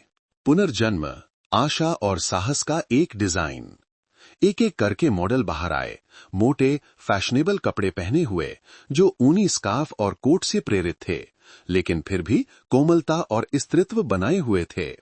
गहरे और धातु के रंगों का संयोजन एक ही समय में गर्म और शानदार एहसास दे रहा था, जैसे ठंडी सर्दियों को भी प्यार से गले लगाया जा सकता हो। नीचे की पंक्ति में श्रीमती शर्मा, जिन्होंने कभी प्रिया का विरोध किया था, अपनी हैरानी छिपा नहीं सकीं। यहां तक कि पत्रकार भी लगातार तस्वीरें खींच रहे थे और हर डिजाइन को ध्यान से नोट कर रहे थे। कलेक्शन अपने चरम पर पहुंच गया जब बाल मॉडल सोनू एक महिला मॉडल के साथ दिखाई दिया, जो एक अकेली मां के रूप में थी। पूरा हॉल जैसे सांस रोक कर देख रहा था। पीछे की एलईडी स्क्रीन पर एक युवा महिला की छवि थी, जो सर्दियों के बीच ठंडी सड़कों पर अपने बच्चे को गोद में लिए चल रही थी। दूर की ऊंची इमारत की खिड़की से आती रोशनी आशा का प्रतीक थी। प्रिया ने इस दृश्य को बनाने में अपना पूरा दिल लगा दिया था। ये वो खुद थी। गरीब बस्ती से आज के मुकाम तक की उसकी अपनी छाया, और ये उन हजारों महिलाओं का भी प्रतिनिधित्व करती थीं, जो बाहर अकेले ही जिंदगी का बोझ उठा रही थीं, जिन्हें कोई नहीं जानता, कोई नहीं समझता। जब मंच की बत्तियां बुझीं, तो तालियों की गड़गड़ाहट गूंज उठी। जूरी के सदस्य उठे और बधाई देने के लिए सिर झुकाया। कई लोगों की आंखों में आंसू थे और श्री राठौर, उनकी आंखें लाल थीं, उठे और मंच पर आए, प्रिया का हाथ पकड़ा और सबके सामने उसका हाथ ऊंचा उठाया। ये मेरी सबसे योग्य उत्तराधिकारी है, न केवल मेरी बेटी, बल्कि वो व्यक्ति जिसने भावनाओं, आत्मा और प्यार से भरा फैशन लिखा है। पूरा हॉल एक साथ खड़ा हो गया और लगातार तालियां बजाता रहा। अंत में जब सब लोग चले गए, तो प्रिया खाली मंच पर खड़ी थी। धुंधली रोशनी उस पर पड़ रही थी। उसने दर्शकों की सीटों की ओर देखा, जहां वो कभी एक दर्शक थी। अब वो देखने लायक कुछ बनाने वाली बन गई थी। श्री राठौर ऊपर आए, अपना हाथ उसके कंधे पर रखा। तुम अब एक डरी हुई बच्ची नहीं हो। प्रिया मुड़ी और नम आंखों से मुस्कुराई। आपके पिता की बेटी और भी आगे जाएगी। अगले दिन कंपनी में पहले की कानाफूसी शांत हो गई थी। संदेह भरी नजरें सम्मान में बदल गई थीं। अब कोई प्रिया को अकेली मां नहीं कहता था। कोई उसे ऊंचा चढ़ने वाली युवा लड़की नहीं कहता था। लोग बस एक ऐसी लड़की को जानते थे, जो कभी अपनी जिंदगी के सबसे बुरे समय में अपने बच्चे को गोद में लेकर नौकरी मांगने आई थी, और आज अपनी मेहनत और प्रतिभा से सफलता के शिखर पर खड़ी थी। और उसके पीछे हमेशा एक ऐसा पिता था, जिसने कभी गलती की थी, लेकिन उसे पूरे प्यार से सुधारना जानता था। प्रिया की कहानी एक 20 साल की लड़की, जो कभी दिल्ली की एक छोटी सी बस्ती में अकेले अपने बच्चे को पालती थी, ने न केवल आकृति फैशंस कंपनी, बल्कि उन सभी लोगों को भी, जो चुपचाप इस कहानी को देख रहे थे, खुद पर फिर से सोचने पर मजबूर कर दिया। एक लड़की जिस पर दुनिया ने शक किया, जिसे उसके अपने ने छोड़ दिया, अंततः साहस और इस विश्वास का प्रतीक बन गई कि जब दिल काफी मजबूत हो, तो कोई भी घाव ऐसा नहीं है जो भर न सके। कहानी का हर पात्र समाज के एक पहलू का प्रतिनिधित्व करता है। प्रिया उन महिलाओं की छवि है, जिन्होंने कभी ठोकर खाई, जिन्हें समाज ने ठुकरा दिया, लेकिन उन्होंने खुद को नहीं छोड़ा, अपने छोटे बच्चे को नहीं छोड़ा और अपना आत्मसम्मान नहीं खोया। श्री राठौर उन पिताओं का प्रतिनिधित्व करते हैं, जिन्होंने पिता बनने का मौका खो दिया, लेकिन उन्होंने पैसे से नहीं, बल्कि साथ, सुरक्षा, शिक्षा और विश्वास से अपनी गलती सुधारने का साहस किया। श्रीमती शर्मा, जिन्होंने कभी शक किया, कभी तिरस्कार किया, अंततः प्रिया की प्रतिभा और सच्चे दिल को स्वीकार करना पड़ा। यह इस बात का प्रमाण है कि सच्ची सफलता हर किसी को अपना दृष्टिकोण बदलने पर मजबूर कर देती है। सोनू, वो छोटा बच्चा जो कभी सिर्फ 5 महीने का था, ने अनजाने में 2 ऐसे लोगों को फिर से जोड़ दिया, जिनका आपस में कोई संबंध नहीं लगता था। वो बच्चा ही पारिवारिक स्नेह का पुल था। उन लोगों के लिए सबसे मीठा इनाम था जो प्यार करना नहीं छोड़ते। ये कहानी सिर्फ एक उम्र के अंतर वाले प्यार के बारे में नहीं है, न ही ये सिर्फ खोए हुए पिता पुत्री की कहानी है, और न ही ये सफलता के लिए संघर्ष की कहानी पर रुकती है, बल्कि इससे भी गहरी ये विश्वास, माफी और इंसान के सच्चे मूल्य की कहानी है कि एक महिला जो कभी अकेली मां थी, उसे तिरस्कृत नहीं किया जाना चाहिए, कि एक पिता जिसने अपनी गलती पर आंसू बहाए वो फिर से शुरू कर सकता है, कि प्यार या गलती से पैदा हुए बच्चे भी प्यार के हकदार हैं। आप सब कहां से हैं? कृपया कमेंट में अपना नाम बताएं। आपको ये कहानी कैसी लगी मुझे जरूर बताइएगा। मैं ईश्वर से प्रार्थना करता हूं कि आप सभी हमेशा सुरक्षित और खुश रहें। अगर आपके पास भी कोई ऐसी ही दिलचस्प कहानी है तो कृपया हम सभी के साथ साझा करें। हम सब सुनना पसंद करेंगे।